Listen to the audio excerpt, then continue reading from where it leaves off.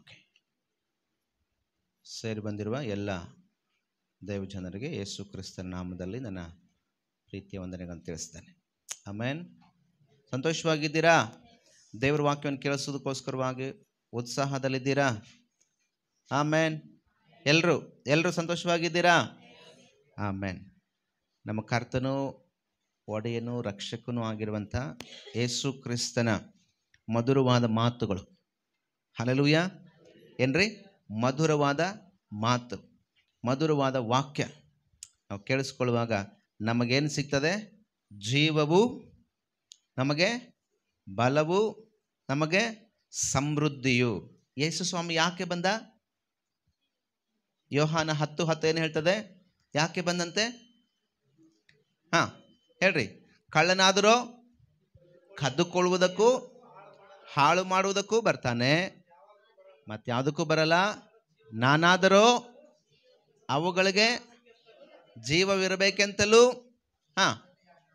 ಅವು ಸಮೃದ್ಧಿಯಾಗಿರಬೇಕೆಂತಲೂ ಬಂದೆನು. ಹಲ್ಲೆಲೂಯ.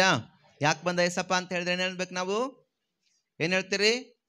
ನೀವು ಯಾರಾದರೂ ನಿಮ್ಮ ಪಕ್ಕದ ಮನೆಯವರು, ನಿಮ್ಮ ಊರವರು, ನಿಮ್ಮ ಫ್ರೆಂಡ್ಸು, ನಿಮ್ಮ ಮನೇಲಿ ಇನ್ನೂ ರಕ್ಷಣೆ ಹೊಂದದಿರೋರು ಯಾರಾದರೂ ಯೇಸು ಯಾಕೆ ಬಂದ ಈ ಲೋಕಕ್ಕೆ ಅಂದ್ರೆ ಏನು ಹೇಳ್ತೀರಿ? ನಾನು ರೋಗದಿಂದ ಬಿಡಿಸೋಕ್ಕೆ ಬಂದ ಅಂತೀರಾ? ಎಸ್, ಹೇಳ್ರಿ, ಒಳ್ಳೇದು. ಅದಕ್ಕಿಂತಲೂ ಪ್ರಾಮುಖ್ಯವಾದದ್ದು ಏನಂತ ಹೇಳಬೇಕು? ಯಾವುದಕ್ಕೆ ಬಂದ? ಜೀವ ಇಲ್ಲದೆ ಇರುವ ನನಗೆ ಜೀವ ಕೊಟ್ಟದಕ್ಕೆ ಬಂದ. ಹಲ್ಲೆಲೂಯಾ. ಜೀವ ಇಲ್ಲದೆ ಇರುವ ನನಗೇನು ಮಾಡಕ್ಕೆ ಬಂದಿದ್ದಾನೆ? ಜೀವ ಕೊಡೋದಕ್ಕೆ ಬಂದಿದ್ದಾನೆ. ಸಮೃದ್ಧಿ ಇಲ್ಲದೆ ಇರುವ ನನಗೆ ಸಮೃದ್ಧಿಯನ್ನು ಕೊಡ್ಲಿಕ್ಕೆ ಬಂದಿದ್ದಾನೆ. ಹಾಗೆ ಹೇಳ್ಬೇಕು ನೀವು. ಆಗ ಅವ್ರಿಗೆ ಬಲ ಬರ್ತದೆ. ಇವ್ರ ದೇವರಲ್ಲಿ ಶಕ್ತಿ ಇದೆ, ಇವ್ರ ದೇವರಲ್ಲಿ ಬಲ ಇದೆ, ಇವ್ರ ದೇವ್ರು ಏನು ಕೊಡ್ತಾನಂತೆ? ಜೀವ ಕೊಡ್ತಾನೆ. ಇವ್ರ ದೇವ್ರು ಏನು ಕೊಡ್ತಾನೆ? ಸಮೃದ್ಧಿ. ಹಾಗೆ ನಾವು ಹೇಳುವಾಗ ಅವ್ರಿಗೆ ಏನಾಗಬೇಕು? ನಮ್ಮ ದೇವ್ರ ಬಗ್ಗೆ ದೊಡ್ಡ ಕನಸು ಅವ್ರು ಕಾಣ್ಬೇಕು. ನಾವು ಹೇಳೋದೇನೋ ಅವ್ರಿಗೆ ಬೇಡ ಬಿಡಪ್ಪ, ನಿಮ್ಮ ದೇವ್ರು ನಮಗೆ ಸಾಕು ಅನ್ಸಂಗೆ ಆಗ್ಬಿಡುತ್ತೆ. ನಮ್ಮದೇ ನಮಗೆ ಸಾಕು, ನಿಮ್ದು ಏನು ಬೇಕು ಅನ್ನಂಗೆ ಆಗಬಾರ್ದು. ನಮ್ಮ ದೇವರ ಬಗ್ಗೆ ನಾವು ಮಾತಾಡುವಾಗ ಅವ್ರ ಮನಸ್ಸಲ್ಲಿ ಏನಾಗಬೇಕು ರೀ? ಕನಸು ಕಟ್ಕೊಳ್ಬೇಕು. ಅವರು ಹಾಗೆ ಮಾತಾಡಬೇಕು ನಾವು. ಆಮೇನ್. ಹಲ್ಲೆಲೂಯಾ. ಎಫೆಸದವರಿಗೆ ಬರೆದ ಪತ್ರಿಕೆ 4ನೇ ಅಧ್ಯಾಯ.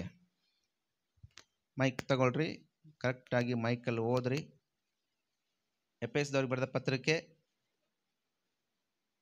4ನೇ ಅಧ್ಯಾಯ, ಅದರ 1ನೇ ವಾಕ್ಯದಿಂದ ರಾಧನ್ ಕೇಳ್ಕೊಡಪ್ಪ.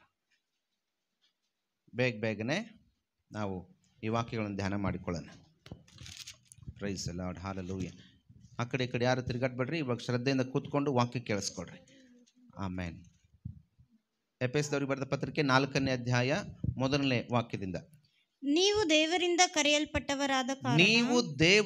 ಕರೆಯಲ್ಪಟ್ಟವರಾದ ಕಾರಣ ಯೋಗ್ಯರಾಗಿ ನಡೆದುಕೊಳ್ಳಬೇಕೆಂದು ಕರ್ತನ ಸೇವೆಯಲ್ಲಿ ಸೆರೆಯವನಾದ ನಾನು ನಿಮ್ಮನ್ನು ಪ್ರಬೋಧಿಸುತ್ತೇನೆ. ಆಮೆನ್. ಹಲ್ಲೆಲೂಯಾ. ಈ ಮಾತುಗಳನ್ನು ಅಪೊಸ್ತಲನಾದ ಪೌಲನು ಸೆರೆಮನೆಯಲ್ಲಿ ಇದ್ದುಕೊಂಡು ಬರಿತಾ ಇದ್ದಾನೆ. ಎಲ್ಲಿ? ಸೆರೆಮನೆಯಲ್ಲಿ ಇದ್ದುಕೊಂಡು ಆ ಎಫೆಸದಲ್ಲಿರುವಂಥ ದೇವ ಜನರಿಗೆ ಬರಿತಾ ಇದ್ದಾನೆ. ನೀವು ದೇವರಿಂದ ಕರೆಯಲ್ಪಟ್ಟವರಾದ ಕಾರಣ. ಯಾರಿಂದ? ಯಾರು? ನಾವು. ಅಂದು ಎಫೆಸದಲ್ಲಿರುವಂಥ ದೇವ ಜನ, ಇಂದು ವಾಕ್ಯ ಕೇಳಿಸಿಕೊಳ್ಳುವಂಥ ಪ್ರಪಂಚದಲ್ಲಿರುವ ಎಲ್ಲ ಜನ ಏನಾಗಿದ್ದೀರಿ ನೀವು? ನಾವೇನಾಗಿದ್ದೀವಂತೆ? ಯಾರಿಂದ ಕರೆಯಲ್ಪಟ್ಟವರು? ಸೈತಾನನಿಂದ ಕರೆಯಲ್ಪಟ್ಟವರಲ್ಲ. ನಮ್ಮ ಮನೆಯಲ್ಲಿರುವವರಿಂದ ನಮ್ಮನ್ನು ಕರೆಯಲ್ಪಟ್ಟವರಲ್ಲ. ನಮ್ಮ ಬಂಧು ಮಿತ್ರರಿಂದ ಕರೆಯಲ್ಪಟ್ಟವರಲ್ಲ. ನಾವು ಯಾರಿಂದ ಕರೆಯಲ್ಪಟ್ಟಿದ್ದೀವಿ? ದೇವರಿಂದ ಕರೆಯಲ್ಪಟ್ಟವರಾದ ಕಾರಣ. ಹೆಂಗಿರ್ಬೇಕಂತೆ? ಅಯೋಗ್ಯರಾಗಿ ನಡೆದುಕೊಳ್ಳ್ರಿ ಅಂತ ಹೇಳ್ತದ. ಹೆಂಗಂತಮ್ಮ ಮಹಿಮಾ? ಯೋಗ್ಯರಾಗಿ ನಡೆದುಕೊಳ್ಳ್ರಿ. ದೇವರಿಂದ ಕರೆಯಲ್ಪಟ್ಟವರು ನೀವು. ಯಾರೋ ನಿಮ್ಮನ್ನ ಕರೆದಿಲ್ಲ, ಯಾರೋ ನಿಮ್ಮ ಪಾಸ್ಟರ್ ಬರೆ ಅಂತ ಕರೆದಿಲ್ಲ. ದೇವರು ನಿಮ್ಮನ್ನು ಕರೆದಿದ್ದಾನೆ. ನೋಡ್ರಿ, ದೇವರು ನಿಮ್ಮನ್ನು ಕರೆದಿದ್ದಾನೆ ಅನ್ನೋದಕ್ಕೆ ಎಷ್ಟು ಅರ್ಥ ಇದೆ ಗೊತ್ತಾ? ದೇವರೇ ಕರೆದಿದ್ದ ನಂತರ ಯಾರಿಗಾದ್ರೂ ಗುರುತಿಸ್ಕೊಂಡಿದ್ದೀರಾ? ಯಾರೋ ಹೇಳಿದಕ್ಕೆ ಕೇಳಿಸ್ಕೊಂಡು ಬಂದಿರೋರು ಇದ್ದೀರಿ? ಯಾರಾದ್ರು ಯಾರೋ ಹೇಳಿದ್ರಿ ಅಂದಕ್ಕೆ ಬಂದಿದ್ದೀವಿ ಅನ್ನೋರು ಇದ್ದೀರಿ ಯಾರಾದರೂ ಅಂತ ಹೇಳ್ತೇನೆ. ಯಾರು ಇದ್ದೀರಾ? ಇಲ್ಲ. ದೇವರೇ ನಮ್ಮನ್ನು ಕರೆದಿದ್ದಾನೆ. ಹಲ್ಲೆಲೂಯಾ. ದೇವರೇ ನಮಗೇನು ಮಾಡಿದ್ದಾನೆ? ಕರೆದಿದ್ದಾನೆ. ಅದಕ್ಕೆ ಅನೇಕ ಸಾಕ್ಷಿ ಇದೆ. ದೇವರೇ ನಮ್ಮನ್ನು ಕರೆದಿದ್ದಾನೆ, ದೇವರೇ ನಮ್ಮನ್ನು ಆರಿಸಿಕೊಂಡಿದ್ದಾನೆ ಎನ್ನುವುದಕ್ಕೆ ಅನೇಕ ಸಾಕ್ಷಿ ಇದೆ. ಹೇಗೆಲ್ಲ ದೇವರು ನಮ್ಮನ್ನು ಕರೆದಿದ್ದಾನೆ, ಯಾವುದಕ್ಕಾಗಿ ದೇವರು ಕರೆದಿದ್ದಾನೆ, ದೇವರು ಯಾಕೆ ಆರಿಸಿಕೊಂಡಿದ್ದಾನೆ, ಈ ಲೋಕದಿಂದ ನಮ್ಮನ್ನು ಯಾಕೆ ದೇವರು ಬೇರ್ಪಡಿಸಿದ್ದಾನೆ, ನಿಮ್ಮ ಊರಲ್ಲಿ ಎಷ್ಟೋ ಜನ ಇದ್ದಾರೆ, ಅವರು ಇಲ್ಲಿ ಬಂದು ಕೂತ್ಕೊಂಡಿಲ್ಲ, ನಾವು ಯಾಕೆ ಇಲ್ಲಿ ಬಂದು ಕೂತ್ಕೊಂಡಿಲ್ಲ. ಯೋಚನೆ ಬರ್ತದಲ್ಲ. ನಮ್ಮ ಊರಲ್ಲಿ ಎಷ್ಟೋ ಜನ ಇದ್ದಾರೆ, ಶ್ರೀಮಂತರಿದ್ದಾರೆ, ಬಡವರಿದ್ದಾರೆ, ನಿಮಗಿಂತ ಸೌಂದರ್ಯರಿದ್ದಾರೆ, ನಿಮಗಿಂತ ಜ್ಞಾನವಂತರಿದ್ದಾರೆ, ಪಂಡಿತರಿದ್ದಾರೆ. ಅವರು ಇಲ್ಲಿ ಬಂದಿಲ್ಲ, ನೀವಿಲ್ಲಿ ಬಂದಿರಿ. ಯಾಕೆ? ನಿಮ್ಮ ಮೇಲೆ ಏನಿದೆ ದೇವರಿಗೆ? ನಿಮ್ಮ ಮೇಲೆ ಏನಿದೆ ದೇವರ ಉದ್ದೇಶ? ಹಲ್ಲೆಲೂಯ. ಯೋಚನೆ ಮಾಡಬೇಕು. ನಮಗೆ ಯಾಕೆ ದೇವರು ಆರಿಸಿಕೊಂಡಿದ್ದಾನೆ? ದೇವರಿಂದ ಕರೆಯಲ್ಪಟ್ಟವರಾದ ಕಾರಣ. ಯಾವುದಕ್ಕೆ? ಯೋಗ್ಯರಾಗಿ ನಡೆದುಕೊಳ್ಳೋಕ್ಕೆ ದೇವರು ಕರೆದಿದ್ದಾನೆ. ಹಲ್ಲೆಲೂಯ. ಹೆಂಗಂತ್ರಿ? ನಾವು ಯೋಗ್ಯರಾಗಿ ನಡೆದುಕೊಳ್ಳೋದಕ್ಕೋಸ್ಕರವಾಗಿ. ನೋಡಿ, ಆ ಯೋಗ್ಯತೆ ಬಗ್ಗೆ ಆಮೇಲೆ ಮಾತಾಡೋಣ. ದೇವರಿಂದ ಕರೆಯಲ್ಪಟ್ಟವರ ಬಗ್ಗೆ ನೋಡೋಣ. ರೋಮಾಪುರದವರು ಬರೆದ ಪತ್ರಿಕೆ 8ನೇ ಅಧ್ಯಾಯ 28ನೇ ವಾಕ್ಯ ಹೇಳ್ತದೆ, ಇದಲ್ಲದೆ ದೇವರ ಸಂಕಲ್ಪದ ಮೇರೆಗೆ ಕರೆಯಲ್ಪಟ್ಟು ಆತನನ್ನು ಪ್ರೀತಿಸುವವರ ಹಿತಕ್ಕಾಗಿ ಎಲ್ಲಾ ಕಾರ್ಯಗಳು ಅನುಕೂಲವಾಗುತ್ತವೆ. ಆಮೆನ್. ಹಲ್ಲೆಲೂಯ. ಯಾದಕ್ಕೆ ಕರೆಯಲ್ಪಟ್ಟ ದೇವರು? ನಿಮ್ಮ ಎಲ್ಲಾ ಕಾರ್ಯಗಳನ್ನ ಅನುಕೂಲವಾಗಿ ಮಾಡುವುದಕ್ಕಾಗಿ ದೇವರು ಕರೆಯಲ್ಪಟ್ಟಿದ್ದಾನೆ. ಹಲ್ಲೆಲೂಯ. ನಾವು ಅನೇಕ ಸಾರಿ ಏನು ಮಾಡ್ತೀವಿ? ಅನೇಕ ಸಾರಿ ಯೋಚನೆ ಮಾಡ್ತೀವಿ. ನನ್ನ ಮನೆ ಬಗ್ಗೆ, ನನ್ನ ಹೊಲದ ಬಗ್ಗೆ, ನನ್ನ ಮಕ್ಕಳ ಬಗ್ಗೆ, ನನ್ನ ಮಕ್ಕಳ ಭವಿಷ್ಯತ್ತಿನ ಬಗ್ಗೆ ಏನೇನೋ ಯೋಚನೆ ಮಾಡ್ತೀವಿ, ಏನೇನೋ ಪ್ಲಾನ್ ಹಾಕ್ತೀವಿ ಅಲ್ವಾ? ದೇವ್ರ ವಾಕ್ಯ ಹೀಗೆ ಹೇಳ್ತದೆ, ನನ್ನ ಆಲೋಚನೆಗಳೇ ಬೇರೆ, ನಿಮ್ಮ ಆಲೋಚನೆಗಳೇ ಬೇರೆ. ನೀವು ಮಾಂಸ ರಕ್ತದಿಂದ ಯೋಚನೆ ಮಾಡ್ತೀರಿ, ದೇವರಾದರೂ ಆತ್ಮದಿಂದ ಯೋಚನೆ ಮಾಡ್ತಾನೆ. ಅದಕ್ಕೆ ಆತನ ಆಲೋಚನೆಗಳೇ ಬೇರೆ, ನಿಮ್ಮ ಆಲೋಚನೆಗಳೇ ಬೇರೆ ಎಂಬುದಾಗಿ ದೇವ್ರ ವಾಕ್ಯ ಹೇಳ್ತದೆ. ಪ್ರಿಯ ದೇವ ಜನವೇ, ಹಲ್ಲೆಲೂಯ. ದೇವ್ರ ವಾಕ್ಯ ಹೇಳ್ತದೆ, ದೇವರ ಸಂಕಲ್ಪದ ಮೇರೆಗೆ ನಮ್ಮನ್ನು ದೇವರು ಕರೆದಿದ್ದಾನೆ. ಸುಮ್ಮನೆ ಕರೆದಿಲ್ಲ. ನಿನ್ನ ಮೇಲೆ ಆತನಿಗೊಂದು ಸಂಕಲ್ಪ ಇದೆ. ನಿನ್ನ ಮೇಲೆ ಆತನಿಗೊಂದು ಸಂಕಲ್ಪ ಇದೆ. ನೋಡಿ, ನಮಗೆ ಏನು ಕಾರ್ಯ, ನಮ್ಮ ಕೆಲಸ ಏನು, ನಮಗಿರುವಂಥ ಕೆಲಸ ಏನು, ನಮಗಿರುವಂಥ ಸಂಗತಿಗಳೇನು, ಎಲ್ಲವೂ ಆತನಿಗೆ ಗೊತ್ತಿದೆ. ನಿನ್ನ ಅವಶ್ಯಕತೆಗಳು ಆತನಿಗೆ ಗೊತ್ತಿದೆ, ನಮ್ಮ ಅಗತ್ಯತೆಗಳು ಆತನಿಗೆ ಗೊತ್ತಿದೆ. ನನಗೆ ಈ ಲೋಕದಲ್ಲಿ ಜೀವಿಸುವುದಕ್ಕೆ ಏನು ಅವಶ್ಯಕತೆ ಇದೆ? ನೀರು ಅವಶ್ಯಕತೆ ಇದೆ, ಗಾಳಿ ಅವಶ್ಯಕತೆ ಇದೆ, ಆಹಾರ ಅವಶ್ಯಕತೆ ಇದೆ, ಬಟ್ಟೆ ಅವಶ್ಯಕತೆ ಇದೆ, ಒಂದು ಸ್ವಂತ ಮನೆ ಅವಶ್ಯಕತೆ ಇದೆ. ಹಲ್ಲೆಲೂಯ. ಎಲ್ಲ ಆತನಿಗೆ ಗೊತ್ತಿದೆ. ಆತನಿಗೆ ಗೊತ್ತಿಲ್ಲದೆ ಇರೋದು ಯಾವುದೂ ಇಲ್ಲ. ಯಾವ್ದಾರು ಇದೇನಾ? ಆತನಿಗೆ ಗೊತ್ತಿಲ್ಲದೆ ಇರೋದು ಸಾಧ್ಯನೇ ಇಲ್ಲ. ಪ್ರಿಯರೇ, ಆ ವಾಕ್ಯ ಇನ್ನೊಂದು ಸಾರಿ ಓದೋಣ. ರೋಮಾಪುರದ ಪತ್ರಿಕೆ 8ನೇ ಅಧ್ಯಾಯ, ಬೇಗ. ಇದಲ್ಲದೆ ದೇವರ ಸಂಕಲ್ಪದ ಮೇರೆಗೆ ಕರೆಯಲ್ಪಟ್ಟು ಆತನನ್ನು ಪ್ರೀತಿಸುವವರ ಹಿತಕ್ಕಾಗಿ. ಯಾರನ್ನ ಪ್ರೀತಿಸುವವರ ಹಿತಕ್ಕಾಗಿ? ಆತನನ್ನ ಪ್ರೀತಿಸುವವರ ಹಿತಕ್ಕಾಗಿ. ಯಾರನ್ನ? ಯೇಸುವನ್ನ. ಒಬ್ಬನೇ ಮಗನಾಗಿರುವ ಯೇಸುವನ್ನ ತಂದೆಯಾದ ದೇವರು ಕಳಿಸ್ಕೊಟ್ನಲ್ಲ, ಆತನನ್ನ ಪ್ರೀತಿಸುವವರ ಹಿತಕ್ಕಾಗಿ.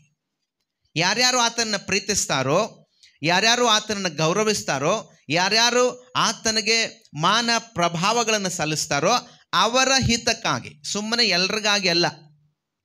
ಸ್ವಾಮಿ ಅನ್ನೋರೆಲ್ಲ ಪರಲೋಕಕ್ಕೆ ಹೋಗೋಕ್ಕೆ ಆಗಲ್ಲ. ಹಾಗೇನೆ ಆತನನ್ನು ಯಾರು ಪ್ರೀತಿಸ್ತಾರೋ, ಆತನನ್ನು ಯಾರು ಗೌರವಿಸ್ತಾರೋ ಅವರ ಹಿತಕ್ಕಾಗಿ.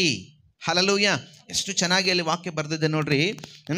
ಆತನನ್ನು ಪ್ರೀತಿಸುವವರ ಹಿತಕ್ಕಾಗಿ ಎಲ್ಲ ಕಾರ್ಯಗಳು ಅನುಕೂಲವಾಗುತ್ತವೆ ಎಂದು ನನಗೆ ಗೊತ್ತದೆ. ಹಲ್ಲೆಲೂಯ. ಎಲ್ಲ ಕಾರ್ಯಗಳನ್ನು ಅನುಕೂಲ ಮಾಡುವುದಕ್ಕಾಗಿ ದೇವರು ಬಂದಿದ್ದಾನೆ. ನಿನಗಾಗಲಿಕ್ಕಿಲ್ಲ, ದೇವರು ಅದನ್ನು ಮಾಡಲಿಕ್ಕಿದ್ದಾನೆ. ನೀನು ನಂಬುವುದಾದರೆ, ನೀನು ಆತನ ಪ್ರೀತಿಸುವುದಾದರೆ. ಇವತ್ತು ಒನ್ ಸೈಡ್ ಪ್ರೀತಿ ಜಾಸ್ತಿ ಇರ್ತದೆ. ಇವತ್ತೇನಾಗಿದೆ? ಒನ್ ಸೈಡ್ ಪ್ರೀತಿ, ಒನ್ ಸೈಡ್ ಲವ್ ಅಂತೀವಲ್ಲ, ಒನ್ ಸೈಡ್ ಲವ್. ಏನೇ ಇದ್ದರೂ ಬರಬೇಕಷ್ಟೆ, ಈ ಕಡೆಯಿಂದ ಏನು ಹೋಗಂಗಿಲ್ಲ.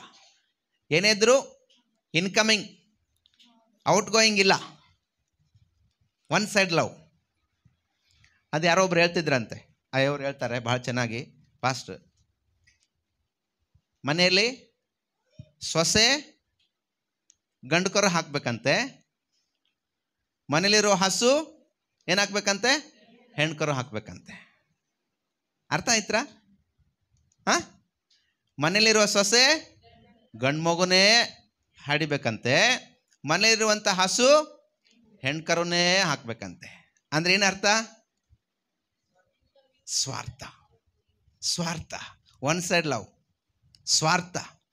ನೋಡ್ರಿ, ಹೆಣ್ಮಗಳು ಹೆಣ್ಮಗಳು ಏನು ಮಾಡಬಾರ್ದು? ಮನೇಲಿರೋ ಸೊಸೆ ಏನು ಮಾಡಬಾರ್ದು? ಹೆಣ್ಣು ಅಡಿಬಾರ್ದು, ಒಳಗೆ ಹೋಗ್ಬಿಡ್ತತಿ. ಏನಾಗುತ್ತೆ? ಹೊರಗೆ ಹೋಗುತ್ತೆ. ಅವಳಿಗೆ ಕೊಡೋದಲ್ದೇನೆ ಅವಳು ಮನೆ ಬಿಟ್ಟು ಹೋಗ್ತಾಳೆ. ಆಮೇಲೆ ಏನಾಗುತ್ತೆ? ಅವಳ ಹಿಂದೆ ಎಲ್ಲನೂ ಕೊಟ್ಟು ಕಳಿಸ್ಬೇಕು. ಆದರೆ ಆಕಳ ಮಾತ್ರ ಏನು ಮಾಡ್ಬೇಕಂತೆ? ಅದು ಹೆಣ್ಕರನ್ನೇ ಹಾಕ್ಬೇಕಂತೆ, ಎಲ್ಲ ಬರಬೇಕಂತೆ. ಹಾಲು ಕೊಡ್ತದೆ ಅಲ್ಲ, ಅದು ಗಂಡು ಹಾಕಿದ್ರೆ ಹಾಲು ಕೊಡುತ್ತೆ, ಹೆಣ್ಣು ಹಾಕಿದ್ರೆ ಹಾಲು ಕೊಡುತ್ತೆ. ಆ ಸಂತಾನ ಮತ್ತೆ ನೆಕ್ಸ್ಟ್ ಸಂತಾನ ಬರುತ್ತಲ್ಲ ಅಂತ. ಸ್ವಾರ್ಥ, ಒನ್ ಸೈಡ್ ಲವ್ ಅಂತೀವಲ್ಲ, ಹಾಗೇನೆ. ಹಲ್ಲೆಲೂಯ. ಅದಕ್ಕೆ ಇಲ್ಲಿ ದೇವರು ಹಾಕಿರ್ತದೆ, ಆತನನ್ನು ಪ್ರೀತಿಸುವವರ ಹಿತಕ್ಕಾಗಿ. ಆತ ನಮ್ಮನ್ನು ಹೇಗೆ ಪ್ರೀತಿ ಮಾಡಿದ್ದಾನೋ ನಾವು ಹಾಗೆ ಪ್ರೀತಿ ಮಾಡ್ಬೇಕ್ರಿ. ಬರೀ ನನಗೆ ಕೊಡು ಸ್ವಾಮಿ, ನನಗೆ ಕೊಡು, ನಾನು ಮನೆ ಕಟ್ಟಬೇಕು, ನಾನು ಜಾಗ ತಗೋಬೇಕು, ನಾನು ಚರ್ಚ್ ಕಟ್ಟಬೇಕು, ನಾನು ಇದನ್ನು ಮಾಡಬೇಕು, ನಾನು ಇದನ್ನು ಮಾಡಬೇಕು, ಕೊಡು ಕೊಡು. ನೀನೇನು ಮಾಡ್ತಾ ಇದೆಯಾ ದೇವರಿಗಾಗಿ? ನೀನೇನು ಮಾಡ್ತಾ ಇದೆಯಾ ದೇವರಿಗಾಗಿ? ಹೊತ್ತು ಕೂತ್ಕೊಂಡು ಪ್ರೇಯರ್ ಮಾಡ್ತೀಯಾ? ದಿನಕ್ಕೆ 24 ಗಂಟೆ ದೇವ್ರು ಕೊಟ್ಟಿದ್ದಾನೆ. ಎಷ್ಟೊತ್ತು ಪ್ರೇಯರ್ ಮಾಡ್ತೀಯಾ? ದಶಮ ಭಾಗ ಏನಾದರೂ ತೆಗೆದ್ರೆ ಎಷ್ಟೊತ್ತಾಗುತ್ತೆ? ದಶಮ ಭಾಗ ತೆಗೆದ್ರೆ ಎಷ್ಟೊತ್ತಾಗುತ್ತೆ?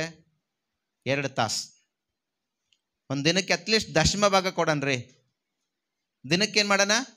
ದಶಮ ಭಾಗ 10% ಅಂದರೂ ಎಷ್ಟು? 2 ತಾಸು ಒಂದು ದಿನಕ್ಕೆ ಮಾಡ್ತೀರಾ ಪ್ರಾರ್ಥನೆ? ದೇವ್ರಿಗೆ ಕೊಡೋದನ್ನು ಕೊಡ್ತಾ ಇದ್ದೀವ? ದೇವ್ರನ್ನ ಪ್ರೀತಿಸ್ತಾ ಇದ್ದೀವ? ದೇವರಿಗೆ ಸಲ್ಲಿಸುವುದನ್ನು ಸಲ್ಲಿಸ್ತಾ ಇದ್ದೀವ? ಮತ್ತು ದೇವರೇ ನನಗೆ ಕೊಡು, ನನಗೆ ಕೊಡು, ನನ್ನ ಕೆಲಸ ಮಾಡಿಕೊಡು, ನನ್ನ ಕೋರ್ಟ್ ಕೆಲಸ ಮಾಡಿಕೊಡು, ನನ್ನ ಮನೆ ಕೆಲಸ ಮಾಡಿಕೊಡು, ನನ್ನ ಮಕ್ಕಳಿಗೆ ಇದನ್ನು ಕೊಡು, ನಾನು ಇದನ್ನು ಬರೀ ಕೊಡು ಕೊಡು ಅಂದರೆ ಎಲ್ಲಿಂದ ಕೊಡ್ತಾನೆ ದೇವರು? ಎಲ್ಲ ಕೊಟ್ಟು ಬಿಟ್ಟಿದ್ದಾನೆ ಆಲ್ರೆಡಿ. ಹಲ್ಲೆಲೂಯ. ಏನು ಮಾಡಿದ್ದಾನಂತೆ? ಎಲ್ಲಿ ಹೇಳ್ತದೆ? ಎಫೆಸದವರಿಗೆ ಬರೆದ ಪತ್ರಿಕೆ 1ನೇ ಅಧ್ಯಾಯ 23ನೇ ವಾಕ್ಯ. ಎಲ್ಲವನ್ನ ಕ್ರಿಸ್ತ ಯೇಸುವಿನಲ್ಲಿ ಅನುಗ್ರಹಿಸಿದ್ದಾನೆ. ನೋಡಿ ಎಷ್ಟು ಸ್ಪಷ್ಟವಾಗಿ ಹೇಳ್ತದೆ ಅಲ್ವಾ?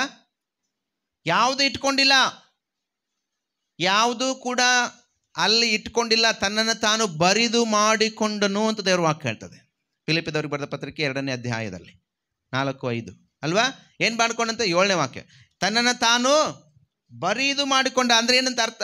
ಏನು ಇಲ್ಲ ಅಲ್ಲಿ. ಇನ್ನೇನಾರು ಇಟ್ಕೊಂಡಿದ್ದಾನತ್ತ? ಏನಾರು ಇಟ್ಕೊಂಡಿದ್ದಾನ? ಏನು ಇಲ್ಲ ರೀ. ಎಲ್ಲ ದೇವ್ರು ಬರಿದು ಮಾಡ್ಕೊಂಡು ಬಂದಿದ್ದಾನೆ, ಬರಿದು ಮಾಡ್ಕೊಂಡು ನಮಗೆ ಕೊಟ್ಟಿದ್ದಾನೆ. ಇನ್ನು ನನಗೆ ಇದನ್ನು ಕೊಡು, ಅದನ್ನು ಕೊಡು, ಅದನ್ನು ಕೊಡು, ಅದನ್ನು ಕೊಡು. ಏನು ಕೊಡಬೇಕಾತ? ಇನ್ನು ನಿನಗೆ ಜೀವನೇ ಕೊಟ್ಟಾನ, ಪ್ರಾಣನೇ ಬಿಟ್ಟಿದ್ದಾನ. ತನ್ನಲ್ಲಿರುವಂಥ ರಕ್ತದ ಹನಿನೂ ಕೂಡ ಇಟ್ಕೊಂಡಿಲ್ಲ. ಚುಚ್ಚುವಾಗ ಈಟಿಂದ ತಿವಿದಾಗ ಏನು ಬಂತಂತೆ? ನೀರು ಬಿತ್ತು. ನೀರು ಬಿತ್ತು. ಗೆತ್ಸಮನೆ ತೋಟದಲ್ಲಿ ವ್ಯಥೆಯಿಂದ ಪ್ರಾರ್ಥನೆ ಮಾಡುವಾಗ ಏನು ಬಿತ್ತು? ರಕ್ತ ಬಿತ್ತು. ಗೆತ್ಸಮನೆ ತೋಟದಲ್ಲಿ ವ್ಯಥೆಯಿಂದ, ಮನೋವ್ಯಥೆಯಿಂದ ಪ್ರಾರ್ಥನೆ ಮಾಡುವಾಗ ಸ್ವಾಮಿಯಿಂದ ನೀರು ಬೀಳಿಲ್ಲ, ಬೆವರು ಬೀಳಿಲ್ಲ, ರಕ್ತದ ಹನಿಗಳು ಬಿತ್ತು ಭೂಮಿಗೆ. ಈಟಿಯಿಂದ ತಿವಿದಾಗ, ಪಕ್ಕಡಿಗೆ ತಿವಿದಾಗ, ಸಿಲುಬೆ ಮೇಲಿದ್ದಾಗ ರಕ್ತ ಇರಲಿಲ್ಲ, ಖಾಲಿಯಾಗಿತ್ತು. ಏನು ಬಿತ್ತು? ನೀರು ಬಿತ್ತಂತೆ. ಇನ್ನು ಏನು ಕೊಡ್ಬೇಕು ನಿಮಗೆ? ಇನ್ನೂ ಆತನ ಹತ್ರ ಏನಿದೆ ಅಂತ ಕೇಳ್ತೀರಾ? ಕೊಟ್ಟಿದ್ದಾನೆ ಆಲ್ರೆಡಿ. ನಂಬಿ ನಾವು ಅದನ್ನು ಹೊಂದಿಕೊಳ್ಬೇಕಾಗಿದ್ದೀವಿ. ನಂಬಿ ನಾವು ಅದನ್ನು ಹೊಂದಬೇಕಷ್ಟೇ. ಕೊಟ್ಟಿದ್ದಾನೆ ಆಲ್ರೆಡಿ. ಯೇಸು ಕ್ರಿಸ್ತನ ಮೂಲಕವಾಗಿ ನಮಗೆ ಎಲ್ಲ ವಿಧವಾದ ಆಶೀರ್ವಾದಗಳನ್ನು, ಎಲ್ಲ ವಿಧವಾದ ಪರಲೋಕದ ಆ ಒಂದು ವರಗಳನ್ನು ಕೊಟ್ಟಿದ್ದಾನೆ. ಇನ್ನೇನು ಆತನಲ್ಲಿಲ್ಲ. ಇನ್ನು ನಾವು ಆತನಿಗೆ ಕೊಡು ಕೊಡು ಅಂತ ಭಿಕ್ಷಕರ ಥರ ಕೇಳ್ತೀವಿ. ಅದು ನಮಗೆ ಅವಶ್ಯಕತೆ ಇಲ್ಲ. ಮಾರ್ಪಡಬೇಕು ನಾವು. ಕ್ರಿಸ್ತನಲ್ಲಿ ನಾವೆಲ್ಲವನ್ನು ಹೊಂದಿಕೊಂಡಿದ್ದೇವೆ. ನಂಬಿ ನಾವು ಅದನ್ನು ಮಾಡಬೇಕಷ್ಟೇ. ಈಗ ಇನ್ನು ಕೊಡು ಕೊಡು ಅಂತೇಳಿ ನಾವು ಬೇಡೋದಲ್ಲ. ಹಲ್ಲೆಲೂಯ. ನಾವು ಆತನನ್ನು ಪ್ರೀತಿಸುವಾಗ ನಾವೆಲ್ಲವನ್ನು ಹೊಂದಿಕೊಳ್ತೇವೆ. ನಾವು ಯಾವಾಗ ಆತನ ಪ್ರೀತಿ ಮಾಡ್ತೇವೋ, ನೀವು ಮಾಡಿ ನೋಡ್ರಿ ಪ್ರಿಯರೇ, ನೀವು ಮಾಡಿ ನೋಡ್ರಿ. ಇನ್ನು ಇದನ್ನು ಕೊಡು, ಅದನ್ನು ಕೊಡು, ನಾನು ತುಂಬಿಸು, ಅಭಿಷೇಕಿಸು, ಅವೆಲ್ಲ ಬಿಟ್ಬಿಟ್ಟು ಏನು ಮಾಡ್ರಿ? ನನ್ನ ಅಭಿಷೇಕ ಮಾಡಿದ್ಯಪ್ಪ, ನಾನು ಉಪಯೋಗ ಮಾಡ್ಕೊ ಅಂತ ಹೇಳಿ ಕೇಳ್ರಿ. ನನಗೆ ಯೇಸು ಕ್ರಿಸ್ತನ ನಾಮದಲ್ಲಿ ನನಗೆಲ್ಲವನ್ನು ಹೊಂದಿಕೊಂಡಿದ್ದೇನೆ, ನಾನು ಪ್ರಾರ್ಥನೆ ಮಾಡ್ತಿದ್ದೇನೆ, ರೋಗ ಬಿಟ್ಟು ಹೋಗಲಿ ಅಂತೇಳಿ ಹಂಗೆ ಪ್ರೇಯರ್ ಮಾಡಿರಿ. ಆ ಥರ ಏನು ಮಾಡಬೇಕು? ನಾವು ಕ್ರಿಸ್ತನನ್ನು ಬೇಡಬೇಕು.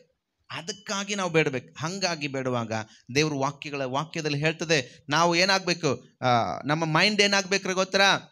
ನೂತನ ಆಗ್ಬೇಕು, ರಿನ್ಯೂ ಆಗ್ಬೇಕು, ಮೈಂಡ್ ರಿನ್ಯೂ ಆಗ್ಬೇಕು, ನೂತನ ಆಗ್ಬೇಕು. ಆಗ ನಾವು ವಾಕ್ಯದಲ್ಲಿರುವಂಥ ರಹಸ್ಯವಾದ ಸಂಗತಿಗಳನ್ನು, ವಾಕ್ಯದಲ್ಲಿರುವಂಥ ಆಶೀರ್ವಾದಗಳನ್ನು ಹೊಂದಿಕೊಳ್ಳೋಕ್ಕಾಗ್ತದೆ. ಇನ್ನೂ ನಾವು ಹಾಗೇ ಇದ್ರೆ ಆಗಲ್ಲ. ಬದಲಾಗಬೇಕು, ನಮ್ಮ ಮನಸ್ಸು ಬದಲಾಗಬೇಕು, ನಮ್ಮ ಮನಸ್ಥಿತಿಗಳು ಬದಲು ಮಾಡ್ಕೊಳ್ಳೋಣ. ಇಷ್ಟು ವರ್ಷ ನಾವು ಹಾಗೇ ಬಂದಿದ್ದೀವಿ. ದೇವರಿಗೆ ಸ್ತೋತ್ರ, ನೂತನವಾದ ಸಂಗತಿಗಳನ್ನು ದೇವ್ರು ನಮ್ಮ ಲೈಫಲ್ಲಿ ತಗೊಂಡು ಬಂದಿದ್ದಾನೆ. ಕಳೆದ ದಿನಗಳು ವಾಕ್ಯ ಕೇಳಿಸ್ಕೊಳ್ತಾ ಇದ್ದೀವಲ್ಲ, ಏನು ಹೇಳ್ತಾ ಇದ್ರು ಅವರು? ಅಯ್ಯವ್ರು ಬಂದಾಗ ಏನು ಹೇಳ್ತಾ ಇದ್ರು? ಪ್ರಾರ್ಥನೆ ಮಾಡಕ್ಕೆ ಬಂದು ತಲೆ ಇಲ್ಲಿ ಕೊಡಬೇಡ್ರಿ. ಯಾಕೆ? ದೇವ್ರು ನಿನ್ನೊಳಗೆ ಅಭಿಷೇಕನ ಇಟ್ಟಿದ್ದಾನೆ, ದೇವ್ರು ನಿನ್ನೊಳಗೆ ಆ ಶಕ್ತಿ ಇಟ್ಟಿದ್ದಾನೆ. ನೀನು ಹೇಳು, ಯೇಸುವಿನ ರಕ್ತ ನನ್ನ ಮೇಲಿದೆ, ಯೇಸುವಿನ ರಕ್ತದ ನಾನು ಗುಣ ಹೊಂದಿದ್ದೇನೆ ಅಂತ ಹೇಳು. ಗುಣ ಹೊಂದಿದ್ದೀಯ ಅಷ್ಟೇ. ಹಾಗಂದ್ರೆ ಪಾಸ್ಟರ್ ಬೇಡವಾ?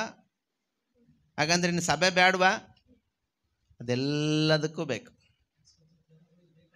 ಹಲ್ಲೆಲೂಯ. ಆದರೆ ನಾವು ಏನಾಗಿರ್ಬೇಕು? ಮಾರ್ಪಟ್ಟವರಾಗಿರ್ಬೇಕು. ನಮ್ಮನ್ನು ದೇವರು ಮಾರ್ಪಡಿಸಿದ್ದಾನೆ.